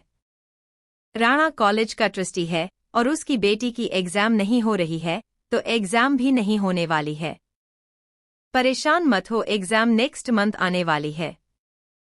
तब तक तुम प्रिपेयर भी हो जाओगे और यह जो चल रहा है वह सब कुछ सही भी हो जाएगा। यह सुनकर कृषि कुछ सोचते हुए अपनी आंखें बड़ी बड़ी करके, मतलब आखिर क्या चल रहा है और क्या होने वाला है? मुझे कुछ समझ नहीं आ रहा है। एक तो घर में इतने सारे प्रॉब्लम्स हो रहे हैं, मेरे दादाजी के साथ यह सब हो रहा है, भाई के बारे में भी कुछ पता नहीं चल रहा है, दुआ गायब हो चुके हैं और फिर भी मुझे यहाँ पर लाया गया है। मैं जहाँ तक जानती हूँ मुझे मेरा भाई तो बचाने आ सकता है, पर यह सब आखिर हो तो हो क्या रहा है? माना मैं तुमसे बहुत ज्यादा मोहब्बत करती हूँ, पर मेरी फैमिली है जिसके बारे में मुझे समझना तो चाहिए कि आखिर क्या हो रहा है।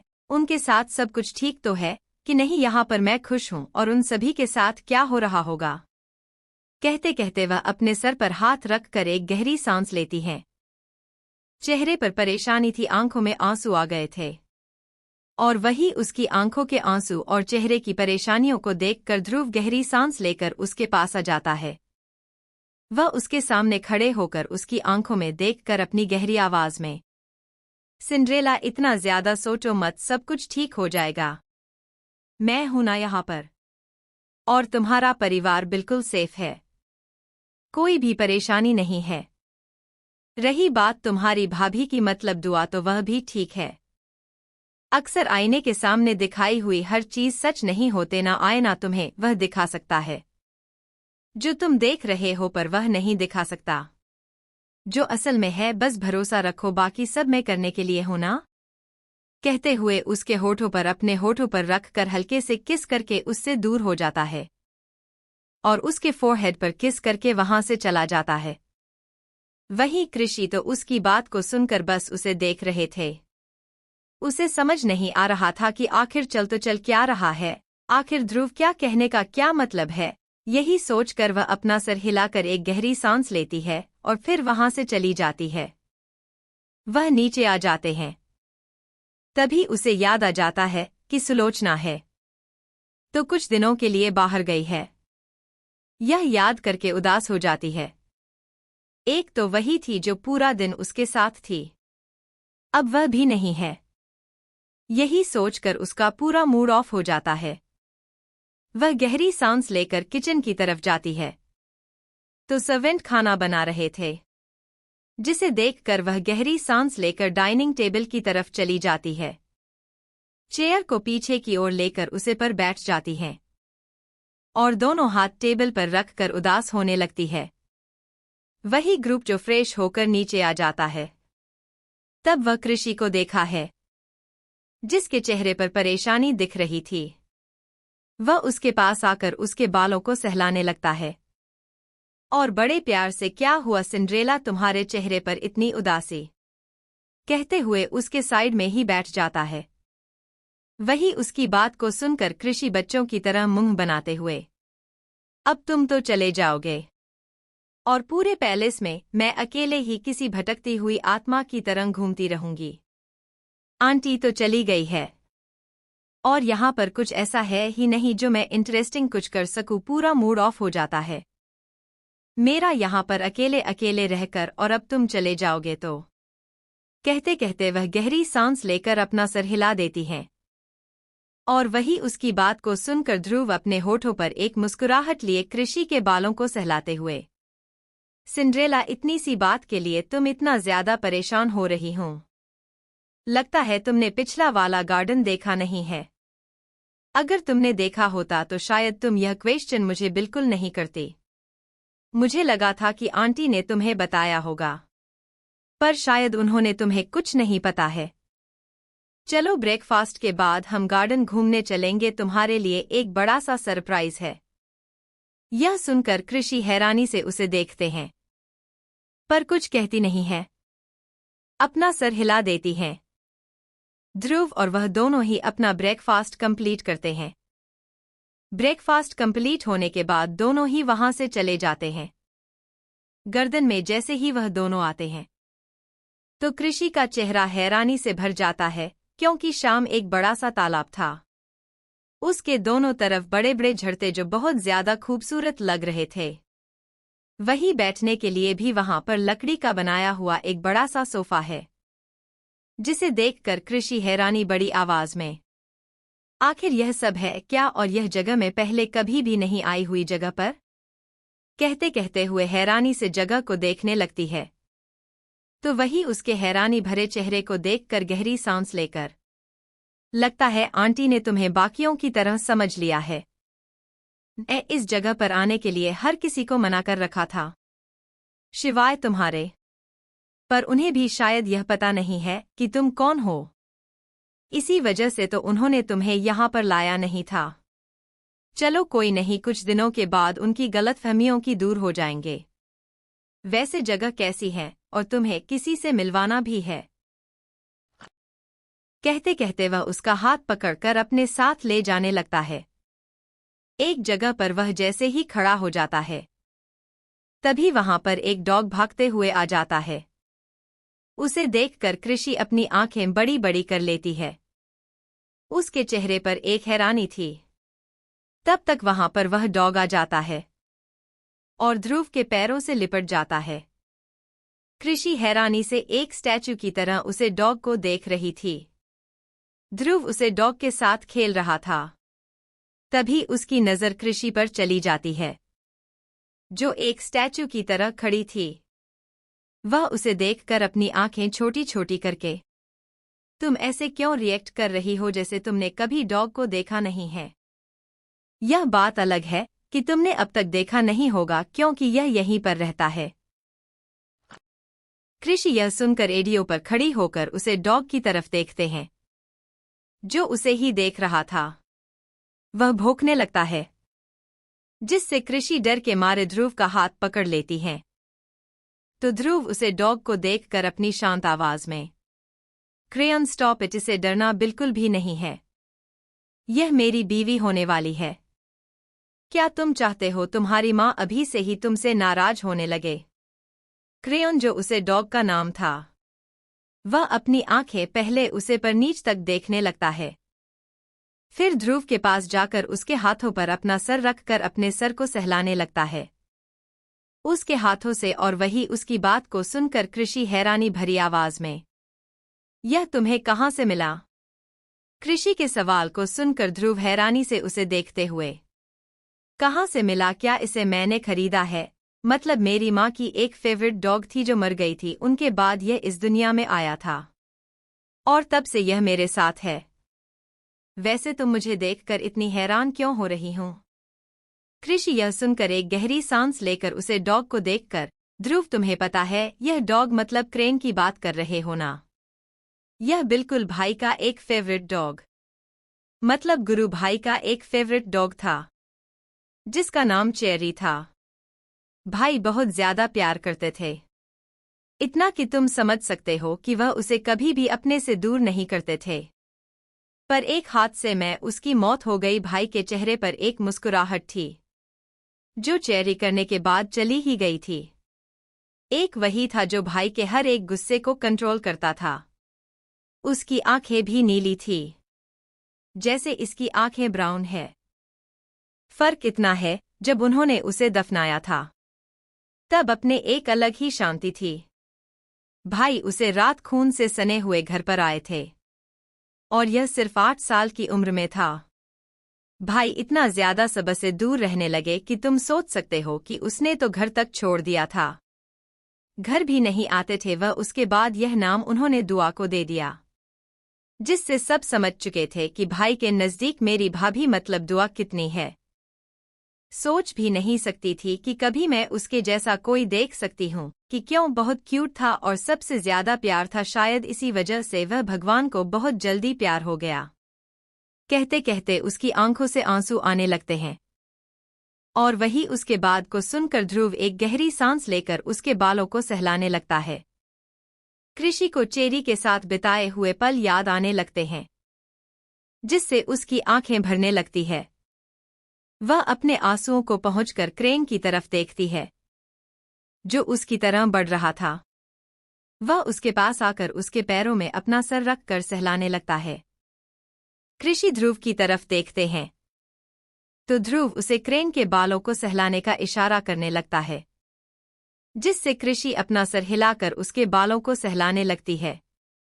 क्रेन भी भौंकने लगता है, जिससे आपका मतलब था कि वह उसे बिल्कुल भी नुकसान नहीं पहुंचागा और आज से वह दोनों एक दूसरे के बहुत अच्छे दोस्त हैं। कृषि भी क्रेन के साथ खुश रहने लगी थी।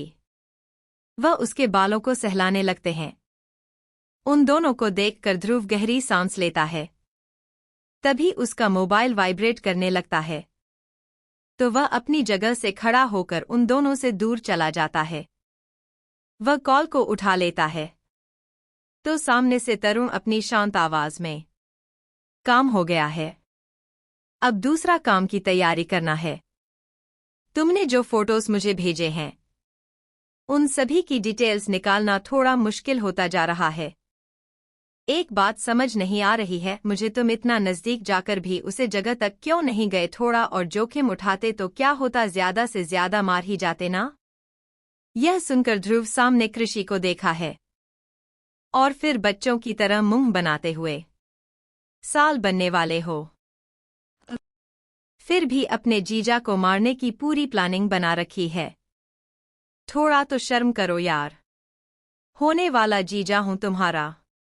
और रही बात उसके पास जाने की, तो सिक्योरिटी इतनी ज्यादा है और ऊपर से वह जिस कमरे में गई थी वहां पर सिर्फ बॉडीगार्ड की बॉडीगार्ड थे। तुम्हें क्या लगता है इतना आसान है मुझे वहां पर जाना? अगर इतना ही प्यार है तो जाकर देख लेना चाहिए ना कि तुम्हारे ही घर के इंसान क्या क्या कर रही है। वैसे मैं नहीं सोचा था इस उम्र में भी यह भी हो सकता है, मानना पड़ेगा। कहते हुए वह हंसने लगता है। वही उसकी बात को सुनकर तरुण अपनी गुस्से भरी आवाज में, अपना मुंह बंद करो, वह राणा का खून नहीं है। अगर होता तो गद्दारी और ऐसी गिरी हुई हरकत वह बिल्कुल भी नहीं करता। शिकार सामने था, फिर भी हम नहीं जा सकते हैं। चलो, भाई ने तुम्हें जो बताया तो वह हो गया, कुछ डिटेल्स मिली उसकी। ध्रुव इस पर सीरियस होते हुए अपनी गहरी आवाज में, मुश्किल है, इन्फॉर्मेशन तो निकली है पर अभी तक यह नहीं पता चला है कि वहां तक कौन कौन गया है। यहां तक कि मैं एक को कॉल भी किया था, वहां से भी कोई इन्फॉर्मेशन नहीं मिली है। सिग्नल ब्लॉक हो चुके हैं वहां के, और मुझे ऐसा लग रहा है जैसे वहां तक के सारे सिग्नल को ब्लॉक किया है। अगर हम अंदर भी जाने की कोशिश करें तो सिर्फ जंगल ही मिलेगा, में प्लेस नहीं मिल सकता। अंदर बहुत घना जंगल है, उन सभी के लिए तो 1-2 घंटा हो सकता है, पर हमारे लिए पूरे 3-4 दिन, हफ्ते, महीने, पता नहीं कितने दिन वहां पर चले जाएंगे। वह जंगल नहीं, वह एक भूल भुलैया है, यह तुम भी जानते हो। और उसने बहुत अच्छी तरह से अपने गेम पर फोकस किया है। उसने एक भूल भुलैया है, यह तुम भी जानते हो, और उसने बहुत अच्छी तरह से अपने गेम पर फोकस किया है। उसने सोच समझकर हर एक चाल चली है। मुश्किल है थोड़ा, पर नाम की नहीं है। डिटेल्स निकाल रहा हूं, बहुत जल्द इन्फॉर्मेशन तुम्हें मिल जाएगी। कहते कहते वह शांत हो जाता है। वही उसकी बात को सुनकर तरुण कुछ सोचने लगता है। वह कुछ सोचते हुए, उसके मोबाइल की सिक्योरिटी सिस्टम कैसी है? मतलब कोई तो जरिया होगा जिससे हम उसके मोबाइल को हैक कर सकते हैं। नंबर तो मैंने तुम्हें दे दिया है, फिर हैकिंग में क्या प्रॉब्लम आ रही है? कहते हुए वह शांत होकर उसके जवाब का इंतजार करने लगता है। वही उसकी बात को सुनकर ध्रुव अपने होठों पर एक मजाकिया भरी मुस्कुराहट लिए। तुम्हें क्या लगता है यह सब इतना आसान है? जितना यह आसान दिख रहा है उतना आसान है नहीं। अगर मैं हैकिंग करने की भी कोशिश की और उसकी एक भी सिग्नल किसी के पास चला गया तो तुम्हें पता है क्या से क्या होगा? पूरा प्लान हमारा मिट्टी में मिल जाएगा। और सबसे बड़ी बात है, कर्ज बहुत सारे होते हैं और उसका मोबाइल इतनी सिक्योरिटी में के अंदर है कि मैं अगर पहले 2 सीढ़ी भी पर करूं तो तीसरी सीढ़ी पर करने में इतनी मुश्किल आ जाएगी। कहीं एक गलती से तुम्हारा भाई मेरी जान ना ले ले और मेरे अरमानों पर वह पानी फेरने लगेगा। बेहतर यही है कि दूसरा रास्ता ढूंढना होगा। कहते हुए वह शांत हो जाता है। वही उसकी बात को सुनकर तरुण कुछ कहता नहीं है। वह कुछ सोचने लगता है, फिर कॉल को कट कर देता है। और यही देखकर ध्रुव अपने सर को पकड़कर खुद से ही, इन सभी का एटीट्यूड इतना ज्यादा क्यों गंदा है? इतना एटीट्यूड बस कुछ वक्त की बात है।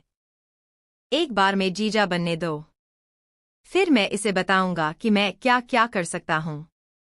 अपनी उंगली पर ही नचाऊंगा। और इसका यह एटीट्यूड तो देखो, इस एटीट्यूड को तो मैं एक झटके में गए भी करूंगा।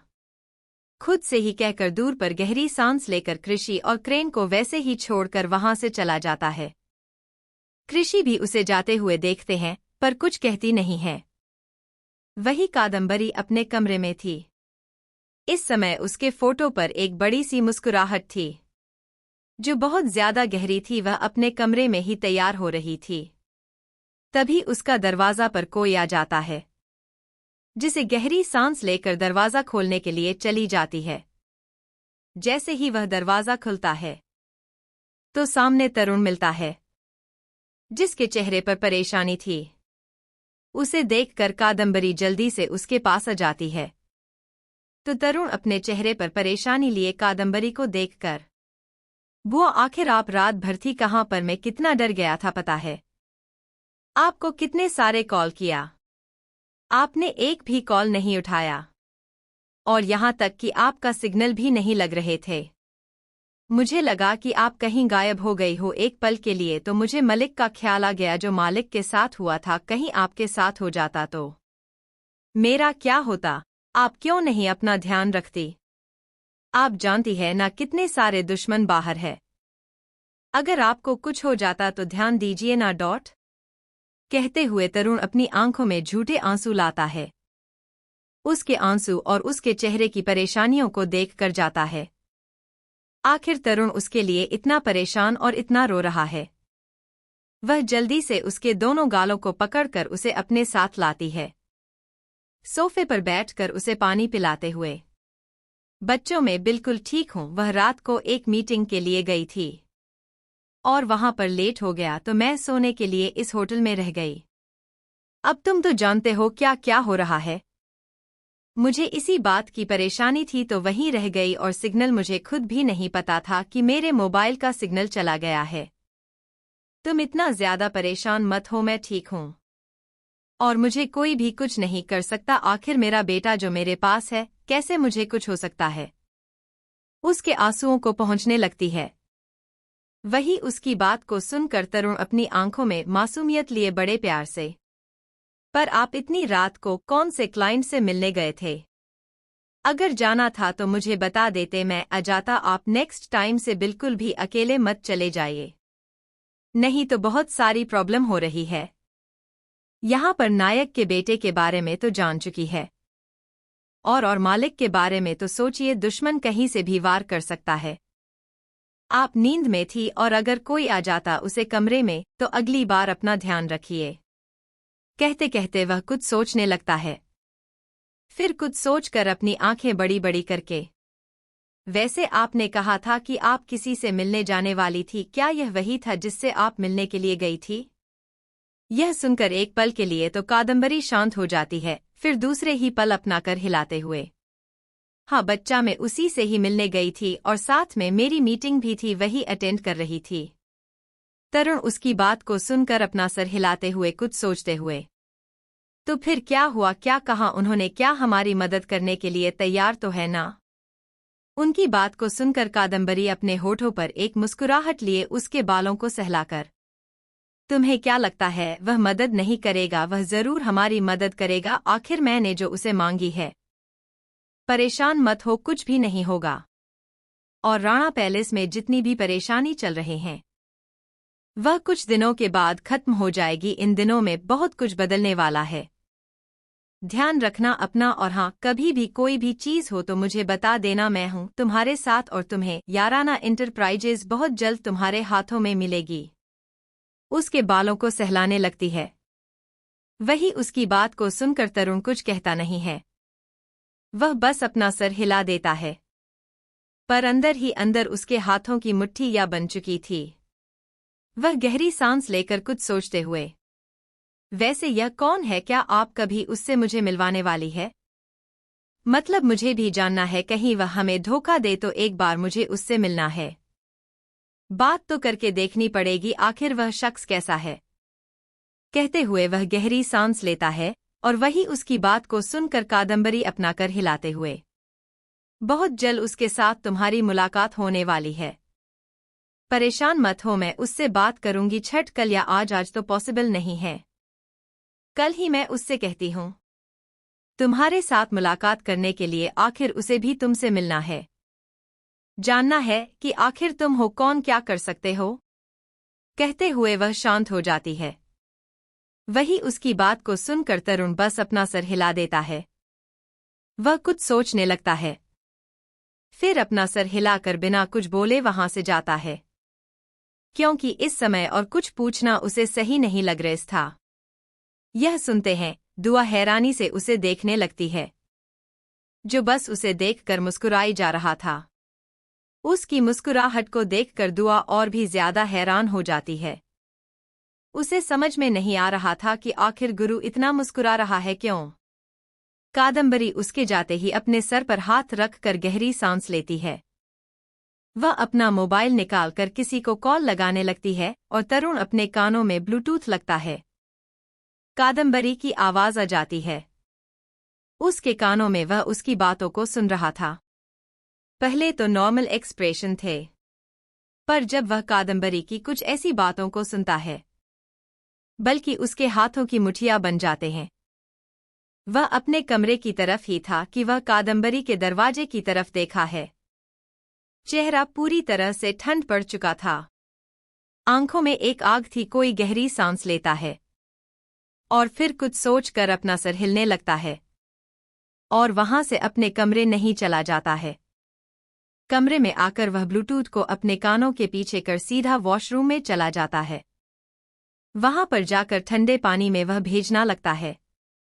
शावर के नीचे खड़े होकर वह अपने हाथों की मुठियां बना लेता है।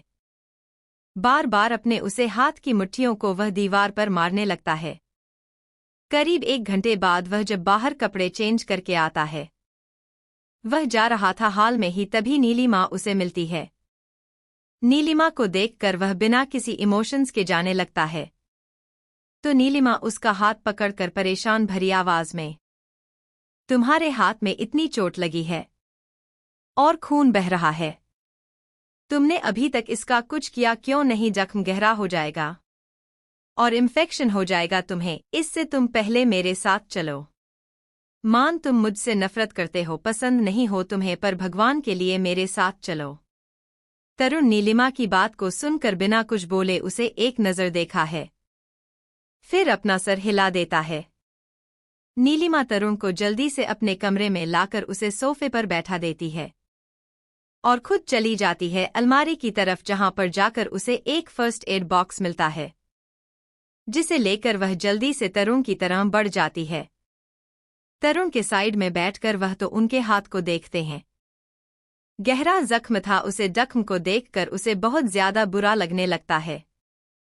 वह तरुण के हाथों की बैंडेज करते हुए, आखिर यह इतना जख्म तुम्हारे हाथ में कैसे लगा? ध्यान से करो, पहले ही घर में हर कोई परेशान है, मैं नहीं चाहते कि और किसी के साथ कुछ बुरा हो। कहते हुए वो उसके हाथों की बैंडेज करने लगती है। तरुण बिना किसी इमोशंस के साथ सामने देख रहा था। नीलिमा उसके हाथ के बैंडेज को करके गहरी सांस लेकर फर्स्ट एड बॉक्स को बंद कर देते हैं। वह उसके चेहरे को देखकर अपनी शांत आवाज में, मुझे पता है तुम्हें मैं पसंद नहीं हूं, तुम्हें यही लग रहा है कि मेरी वजह से तुम्हारा परिवार टूट चुका है। मैं यह भी जानती हूं कि तुम यही सोच रहे हो कि तुम्हारे पापा मुझसे ज्यादा प्यार करते हैं और तुम दोनों के ऊपर से नजर हटती है। पर एक बात याद रखना बच्चा, मैं जानती हूं मुझे शादी नहीं करनी चाहिए थी एक शादीशुदा इंसान से, पर उसे वक्त अभिजीत पूरी तरह से टूट चुका था और मुझे भी किसी की जरूरत थी। हम दोनों ही एक दूसरे के लिए मलहम बन चुके थे। दोनों के ही जख्म गहरे थे और उसे वक्त मुझे सही लगा तो मैंने किया, पर मैंने कभी जीत से यह नहीं कहा कि मैं उसके दोनों बच्चों से नफरत करती हूं या मुझे नहीं चाहिए। मैं दोनों को ही वही प्यार देने की कोशिश करती हूं, पर शायद मेरे प्यार में कुछ कमी रह गई होगी, इसी वजह से हमारा रिश्ता गहरा नहीं बन पाया। मैं तुम्हें अपना बच्चा मानती हूं, जैसे कृषि है उसे मैं अपनी सगी बेटी से भी ज्यादा प्यार करती हूं, और दुआ को भी मैं नहीं चाहती कि मैं अपने बच्चों के जिंदगी में कोई भी परेशानी लो। तुम बस इस बात का ख्याल रखना कि खुद को चोट मत पहुंच जाना। अब मेरी उम्र तुमसे है गुरु के साथ, और इस घर में जो चल रहा है उसके बाद हर किसी को तुमसे उम्मीद है, और मैं जानती हूं कि तुम किसी की उम्मीद को ऐसे ही नहीं जाने दोगे, कुछ करके ही दिखाओगे। पर खुद को चोट मत पहुंचाना, दिए हुए जख्म को उसको देना बहुत अच्छी तरह से सीखा है। तुमने खुद को जख्म देकर कुछ भी नहीं होने वाला है सिवाय दर्द और तकलीफ के। कहते कहते हुए गहरी सांस लेती है और वहां से चली जाती है। वही तरुण नीलिमा को तिरछी नजर से जाते हुए देखा है। फिर अपनी जगह पर खड़ा होकर जैसे ही दरवाजे की तरफ बढ़ रहा था, तभी उसे अभिजीत मिलता है, जिसे देखकर वह वहां से जाने ही वाला था कि अभिजीत उसे देखकर अपनी शांत आवाज में, मानता हूँ गलती मुझसे हुई है, पर इसमें तुम कभी भी नीली माँ को गलत मत समझना। उसने तो तुम तीनों बच्चों के लिए अपनी कोख को खाली रखा, वह कभी भी मन नहीं बन पाई। उसने मुझसे कहा था कि वह बिल्कुल भी बच्चा नहीं चाहती है, क्योंकि उसके पास पहले ही 3 बच्चे हैं जिन्हें वह माँ का प्यार देना चाहती हूँ। उसे इस बात का डर था कि कहीं उसका खुद का बच्चा हो गया और एक रोटी ज्यादा उसने दे दी तो यह तुम तीनों के लिए बहुत बुरा हो सकता था। वह नहीं चाहती थी कि ऐसा तुम तीनों को लगे कि सारा प्यार वह अपने बच्चों पर ही उतार रहे हैं और तुम लोगों में भेदभाव कर रही है। उसने डॉक्टर से ट्रीटमेंट ली थी। बच्चा होने की पूरे 2 महीने तक उसे ट्रीटमेंट के दर्द को सहने के बाद वह 6 महीने तक रो रही थी, पर इस बात की उसे खुशी थी कि उसके पास पहले से ही उसके 3 बच्चे हैं जिन्हें वह माँ का प्यार दे रहे हैं। लोगों के तानों से लेकर लोगों की बातों को इग्नोर करके वह यहाँ तक आई है, कहते हुए वह तो शांत हो जाता है। वही उसकी बात को सुनकर तरुण कुछ नहीं कहता है। वह वहां से चला जाता है और वही तरुण को जाते हुए देखकर अभिजीत गहरी सांस लेकर अपना सर हिलने लगता है और वह वहां से वॉशरूम की तरफ बढ़ने लगता है। नीलिमा जो बालकनी की तरफ जा चुकी थी, वह गहरी सांस लेकर बालकनी की तरफ बढ़ जाता है। कल से उसने नीलिमा से थोड़ी भी बात नहीं की थी। वह जाकर नीलिमा के पास बैठ जाता है। वहीं दूसरी तरफ दोपहर हो चुकी थी। दुआ वैसे ही अकेले बैठे बैठे थक चुके थे, क्योंकि डॉग के बारे में कोई भी उसे कुछ पता नहीं रहा था। उसे समझ नहीं आ रहा था कि आखिर डॉग गया तो गया कहाँ पर। अब उसके पास कुछ ऑप्शन था नहीं, इसलिए वह वैसे ही न्यूज़ को देखने लगती है। बोर होकर वह थक जाती है तो सोचकर वह गार्डन की तरफ बढ़ने लगती है। गार्डन में आकर वह झूले पर लेट जाती है। अपनी आंखें बंद कर लेती है तो ठंडी हवाएं उसे छूकर जा रही थी, जिससे दुआ को बहुत अच्छा महसूस हो रहा था। वह अपनी वैसे ही आंखें बंद किए हवाओं को महसूस कर रही थी। तभी उसे जानी पहचानी फ्रेग्रेंस स्मेल होती है, जिससे वह हैरानी से अपनी आंखें खोलता है तो गुरु का हैंडसम सा चेहरा जिसमें कोई भी इमोशंस नहीं थे, वह उसके सामने था। उसे चेहरे को देखकर वह अपनी आंखें बड़ी बड़ी करके, आप और यहाँ पर क्या जान सकती हूँ कि आज मेरे गुरु को कोई काम नहीं है जो आज मेरे साथ रहने की प्लानिंग बना रहा है। चलो अच्छा है, कोई तो है मेरे साथ, नहीं तो मुझे लगा था कि मैं अकेली रहने वाली हूँ। कहते कहते वह बैठ जाती है झूले पर और उसे बैठने का इशारा कर देती है। गुरु अपने ब्लेजर को निकालकर वही साइड में रख देता है और शर्ट के 2 बटन्स को खोलकर अपनी स्लीव्स को ऊपर की ओर मोड़ते हुए बैठ जाता है। दुआ उसके कंधे पर अपना सर रखकर छोटे बच्चों की तरह मुंह बनाते हुए, कितना अच्छा लग रहा है, ना सुकून महसूस हो रहा है, ना ऐसा लग रहा है जैसा हम ऐसी जगह पर आ गए हैं जो सबसे दूर है, पूरी दुनिया से अलग है। पर यह भी बात है कि यह दुनिया से जुड़ी हुई है। यहाँ पर हर कोई सिर्फ और सिर्फ अपने मतलब के लिए ही देता है और एक हमारा देखो, हम चाहे जितने भी कोशिश करें, लोग सुकून से जीने देते ही नहीं है। हर किसी को किसी न किसी से मतलब ही होता है। मुझे एक बात नहीं समझ में आ रही है, क्या कभी हम खुशी से रह सकते हैं? एक ऐसा परिवार जो बहुत खुशी से भरा हो, जिसमें हर कोई हो, जिसमें प्यार हो, क्या कभी ऐसा परिवार मिल सकता है जिसमें ना किसी का कोई मतलब हो, बस प्यार हो और एक दूसरे के लिए परवाह हो? कहते कहते उसकी आंखें भरसी आ जाती है। उसकी नीली आंखों में एक उदासी सी थी और उन आंखों को देखकर गुरु एक गहरी सांस लेता है। दुआ की आंखों में उदासी और तकलीफ को देखकर उसके हाथों की मुठियां बन जाती है। वो अपनी गहरी आवाज में, तुम्हारी उदासी कुछ दिनों के बाद खत्म हो ही जाएगी, बस इतना समझ लो कि यह उधर से कुछ दिनों के लिए ही है। तुम्हारी जिंदगी में बहुत जल्द तुम्हें जैसी चाहिए वैसा परिवार मिलने वाला है। कुछ अच्छे के लिए कुछ तकलीफ भी तो सहनी पड़ती है। कोई ऐसा आने वाला है जिसकी उम्मीद किसी ने ना की हो। बहुत जल्द तुम्हारी मुलाकात होने वाली है। किसी ऐसे इसके बाद तुम्हारे चेहरे पर की जो उदासी है वह गायब हो जाएगी, बल्कि उसे चेहरे पर एक बड़ी सी मुस्कुराहट आती रहेगी। यह सुनते हैं दुआ हैरानी से उसे देखने लगती है, जो बस उसे देखकर मुस्कुराई जा रहा था। उसकी मुस्कुराहट को देखकर दुआ और भी ज्यादा हैरान हो जाती है। उसे समझ में नहीं आ रहा था कि आखिर गुरु इतना मुस्कुरा रहा है क्यों। गुरु दुआ के हैरानी भरे चेहरे को देखकर उसके बालों को सहलाते हुए, मेरे चेहरे को ऐसे ही मत देखो चेरी, समझने में बहुत देर हो जाएगी तुम्हें, ना ही तुम्हें कुछ समझ में आ जाएगा। परेशान होने की जरूरत नहीं है, जाओ और कुछ अच्छा सा लंच रेडी करवाओ। तब तक मैं फ्रेश होकर आता हूँ, हम दोनों आज लंच कर लेंगे। कहते हुए अपनी जगह पर खड़ा हो जाता है और वहां से जाने लगता है। दुआ बस उसे हैरानी से जाते हुए देख रही थी, फिर अपना सर हिलाकर गहरी सांस लेती है और वहां से चले जाते हैं किचन की तरफ। गुरु जैसे ही कमरे में आता है, वह पहले ठंडे पानी से शॉवर ले लेता है। ठंडा पानी से शुगर लेने के बाद वह कमरे में आ जाता है। कमरे में आकर वह क्लोजिंग रूम की तरफ बढ़ ही रहा था कि तभी उसका मोबाइल वाइब्रेट होने लगता है, जिससे वह अपना सर हिलाकर अपने मोबाइल को अपने हाथों में लिए बालकनी की तरफ बढ़ जाता है। सामने से भूरा अपनी शांत आवाज में, ध्रुव का कॉल आया था, सिग्नल वहां से ब्लॉक किए गए हैं। पर उसने कहा है कि एक सिग्नल है जो सिर्फ 2 सेकंड के लिए ही रहता है, फिर गायब हो जाता है। मतलब कोई ऐसा है जो हमें सिग्नल देना चाहता है पर किसी की नजर में ना आकर।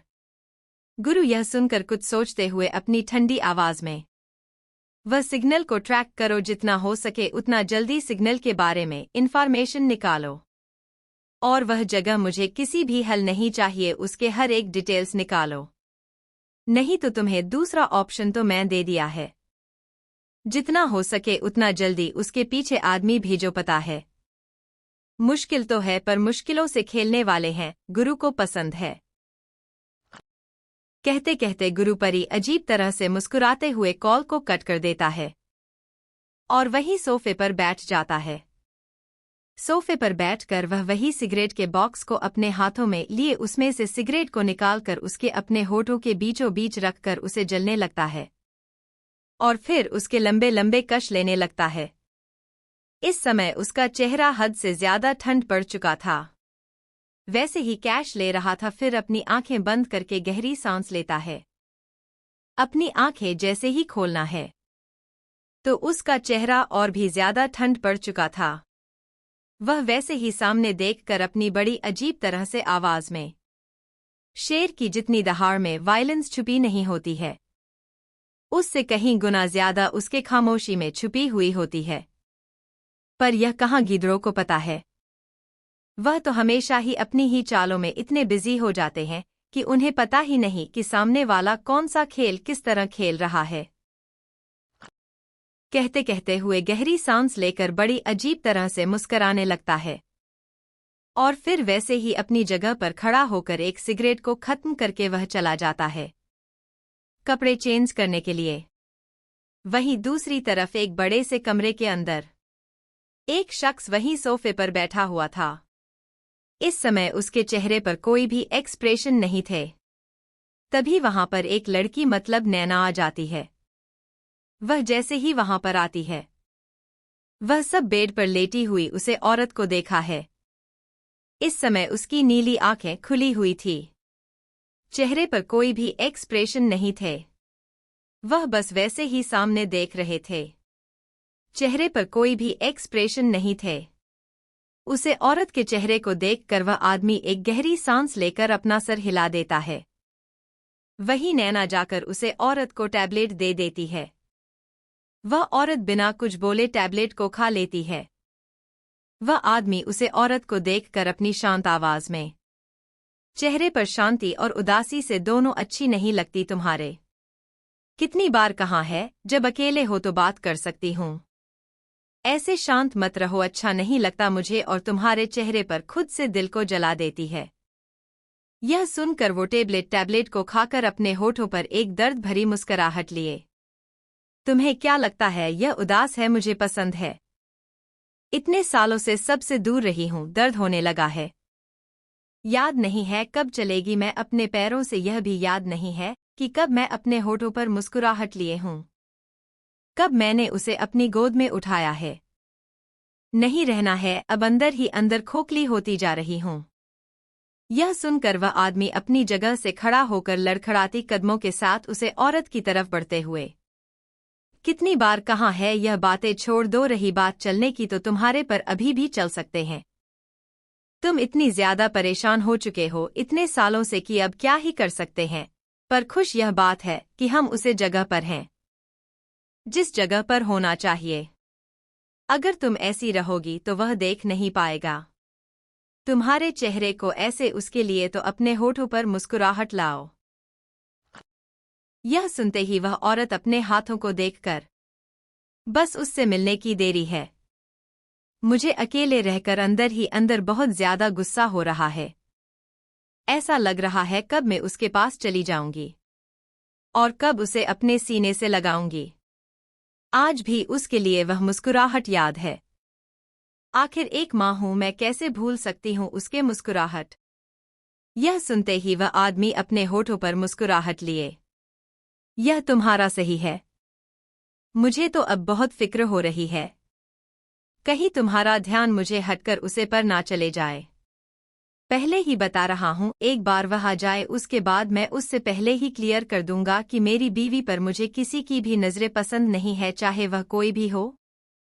कहते कहते अपनी आंखें छोटी छोटी कर लेते हैं। वही उसकी बात को सुनकर वह औरत उसे आदमी के गालों को खींचकर अपने होठों पर एक मुस्कुराहट लाते हुए, बस भी करो, अभी तो मिले नहीं है और अभी से ही तुम्हारी जलन शुरू हो गई। पता नहीं मेरा बच्चा किस पर गया होगा और मेरी बहू उसके बारे में सोचकर ही बहुत खुशी हो रही है। इतनी प्यारी और इतनी खूबसूरत बहू मुझे कैसे मिली? आखिर कैसे तुम्हारे बेटे ने इतनी प्यारी सी बच्ची से शादी कर ली? बस उससे मिलना चाहती हूँ, मुझे भी तो पता चले कि कहीं तुम्हारे जैसा तो नहीं है। नहीं तो तुमने भी तो उठाकर शादी की थी, वह भी जबरदस्ती, और तुम्हारे बेटे ने पता नहीं क्या किया होगा। अगर ऐसा हुआ ना तो मैं तुम दोनों की अच्छी खासी क्लास लगा लूंगी। मैं नहीं चाहती कि मेरे बेटा भी तुम पर चला जाए। कहते कहते वह औरत अपनी आंखें छोटी छोटी कर लेती है। वही वह आदमी उसे औरत की मुस्कुराहट और उसकी बातों को सुनकर बस मुस्कुरा देता है।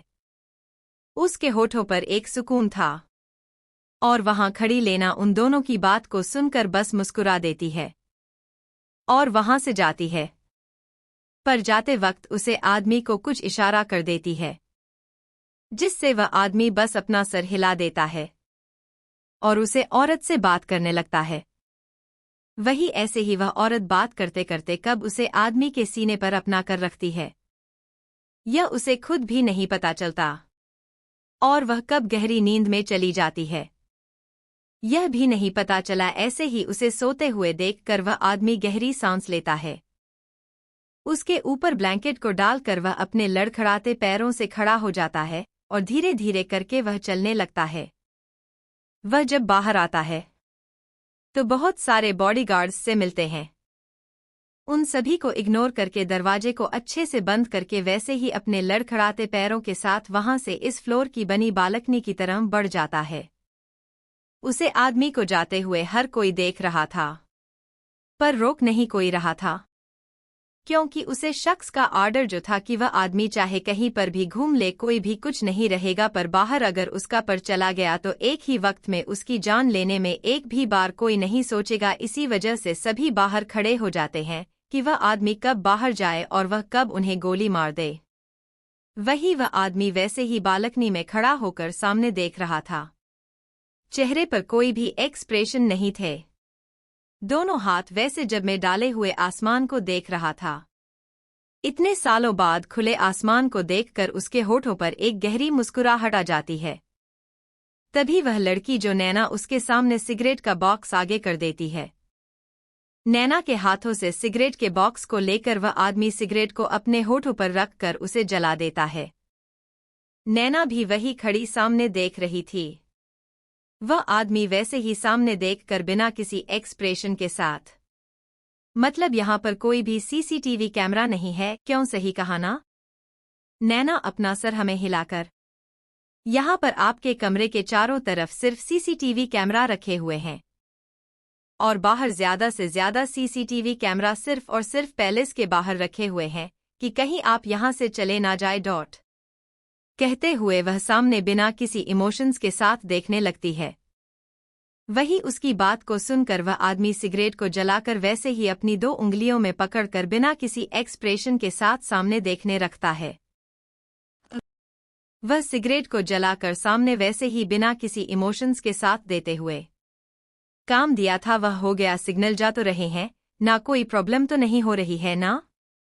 नैना यह सुनकर वैसे ही सामने देखे हुए। सिग्नल तो जा रहे हैं, पर 2 सेकंड में कोई कैसे किसी सिग्नल को हैक कर सकता है? मतलब मुझे नहीं लगता कि 2 सेकंड में किसी भी सिग्नल को हैक करना पॉसिबल है। यह सुनकर वह आदमी बड़े अजीब तरह से मुस्कुराते हुए। यह तो आने वाला वक्त ही बताया कि आखिर उसमें कितनी ज्यादा स्ट्रेंथ है। मुझे भी पता चले कि आखिर मेरा खून कितना ज्यादा मास्टरमाइंड है, उसके अंदर कितना दिमाग चल रहा है। खून में अभी भी आग है या पानी बन चुका है? वे कहते कहते वह शांत हो जाता है और वही उसकी बात को सुनकर नैना कुछ नहीं रहती है। तभी उसके दिमाग में कुछ आ जाता है।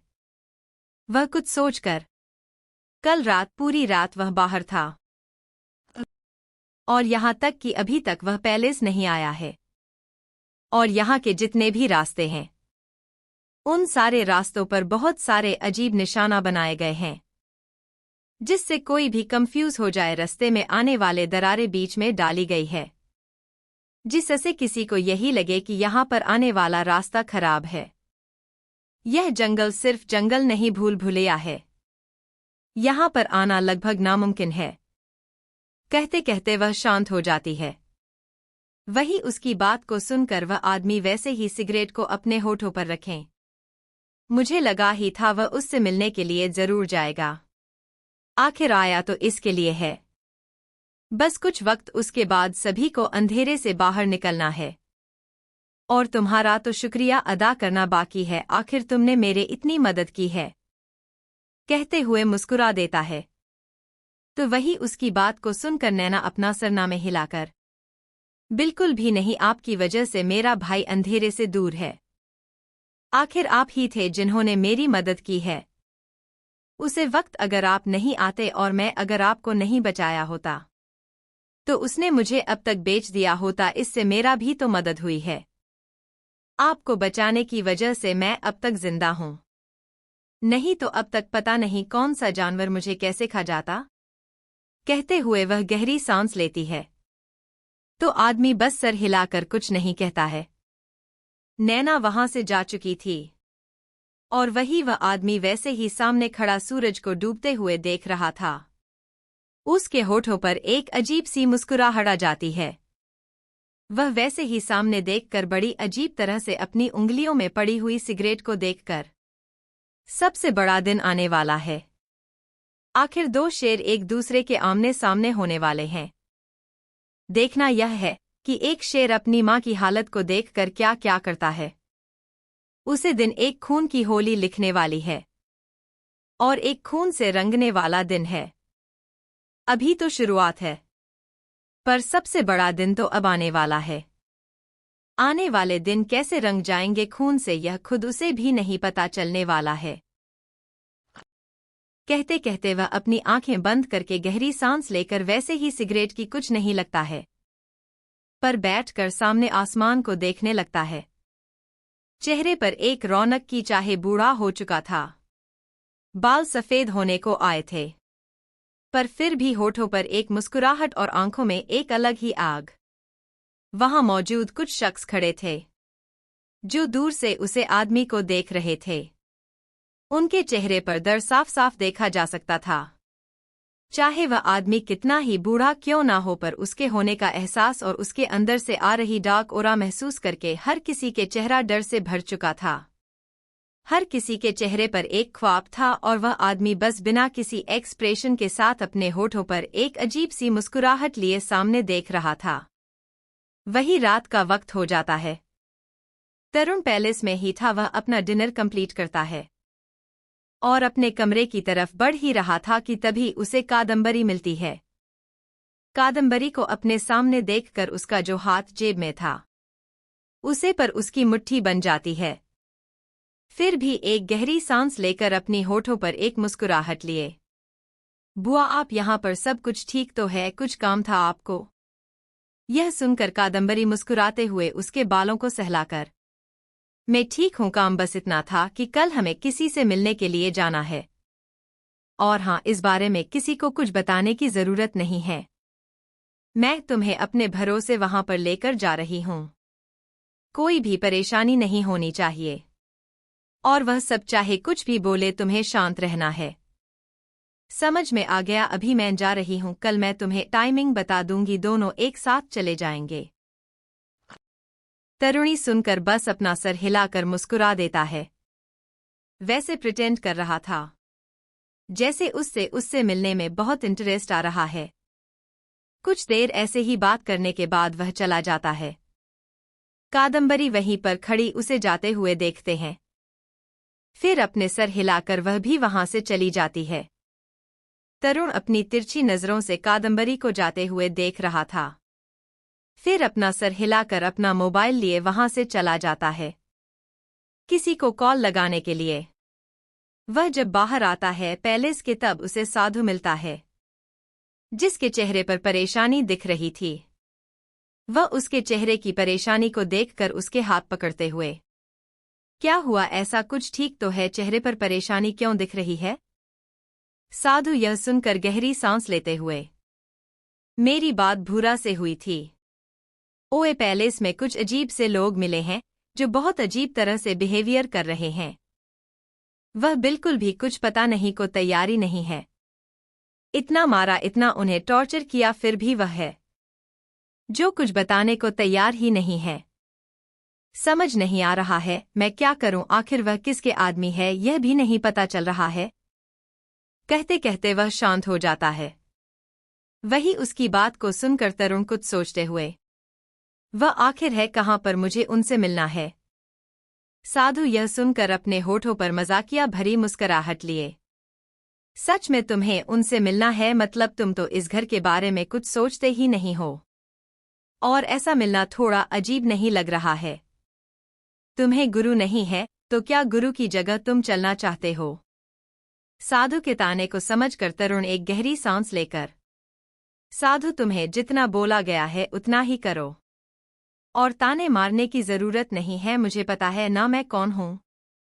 चाहे तुम दादाजी के कितने भी खास हो, हर एक बात मत बोलो कि मैं भी घर का बेटा हूं और मैं जानता हूं कब क्या करना है। तुम्हें बताने की जरूरत नहीं है, मुझे बस उन लोगों से मिलना है। आखिर मुझे भी पता चले कि आखिर किसने इतना दम आ गया है कि वह राणा के पैलेस में आकर कुछ भी गलत करने के बारे में सोच। कहते हुए वह ठंडी आंखों से उसे देखने लगता है। साधु अपना सर हिलाकर उन आदमियों की तरफ ले जाने लगता है जो राणा पैलेस के बने हुए छोटे से गैराज में थे। गैरेज में आकर वह वहीं पर खड़ा हो जाता है। 2 आदमियों को रस्सी से बांधा गया था। उन 2 आदमियों के चेहरे पर कोई भी एक्सप्रेशन नहीं थे। साधु एक साइड खड़ा था तो वही तरुण उन आदमियों की तरफ बढ़ने लगता है, जिससे वह आदमी एक दूसरे को देखने लगते हैं। तरुण उन दोनों की तरफ देखकर अपनी ठंडी आवाज में, तुम दोनों के पास सिर्फ 5 मिनट है, एक बात अच्छे से याद रखना, इन लोगों ने जो तुम्हें टॉर्चर किया है वह तो सिर्फ स्टार्टिंग है, पर अगर मैं तुम्हें टॉर्चर करने पर आ जाऊं तो तुम दोनों मौत से भी ज्यादा भीख मांगने लगोगे। बेहतर यही है कि दर्द होने से पहले सब कुछ बता दो, नहीं तो तुम लोग का परिवार भी मैं खत्म करने के बारे में एक बार भी नहीं सोच सकता। मैं बाकियों की तरह नहीं हूं। एक बात अच्छे से याद रखना, जितना हो सके उतना जल्दी बता दो, तुम्हारे लिए ही बहुत अच्छा है, तकलीफ कम होने लगेगी, नहीं तो कहते कहते वह टॉर्चर करने के लिए जो सामान रखे हुए थे उन सभी को देखने लगता है। वह उंगलियों को काटने वाला कटर को ले लेता है अपने हाथों में, जिससे वह दोनों आदमी एक दूसरे को देखने लगते हैं और वही उन दोनों के चेहरे को देखकर क्या हुआ बताने नहीं वाले हो तो चलो सोचो तो करना ही पड़ेगा, आखिर उसे भी तो पता चले कि उसके आदमियों के साथ क्या क्या होता है। इस बात तो मुझे बुरा लग रहा है कि तुम्हारे बॉस को पता है तुम दोनों यहाँ पर हो, फिर भी वह कुछ कर नहीं रहा है। कितना मतलब यह तुम दोनों उसके लिए इतना सारा काम कर रहे हो, फिर भी बचाने के लिए वह एक बार भी नहीं आया। ऐसे इंसान के साथ तुम काम करना चाहते हो जिसे सिर्फ काम से मतलब है, तुम मरो या जियो उससे कोई भी फर्क नहीं है। कहते कहते वह बड़ी अजीब तरह से उन दोनों आदमियों की तरफ देखने लगता है। साधु भी तरुण को देख रहा था। तरुण बहुत ज्यादा खतरनाक लग रहा था, जिसे देखकर साधु को समझ आ चुका था कि तरुण भी कोई कम नहीं खिलाड़ी है, वह भी जाना माना खिलाड़ी है, आखिर राणा का खून है। यह देखकर उसके होठों पर एक अजीब सी मुस्कुराहट आ जाती है। वहां खड़े बॉडीगार्ड साधु की तरफ देख रहे थे। साधु सभी को साइड में होने का इशारा करके खुद वहां से चला जाता है।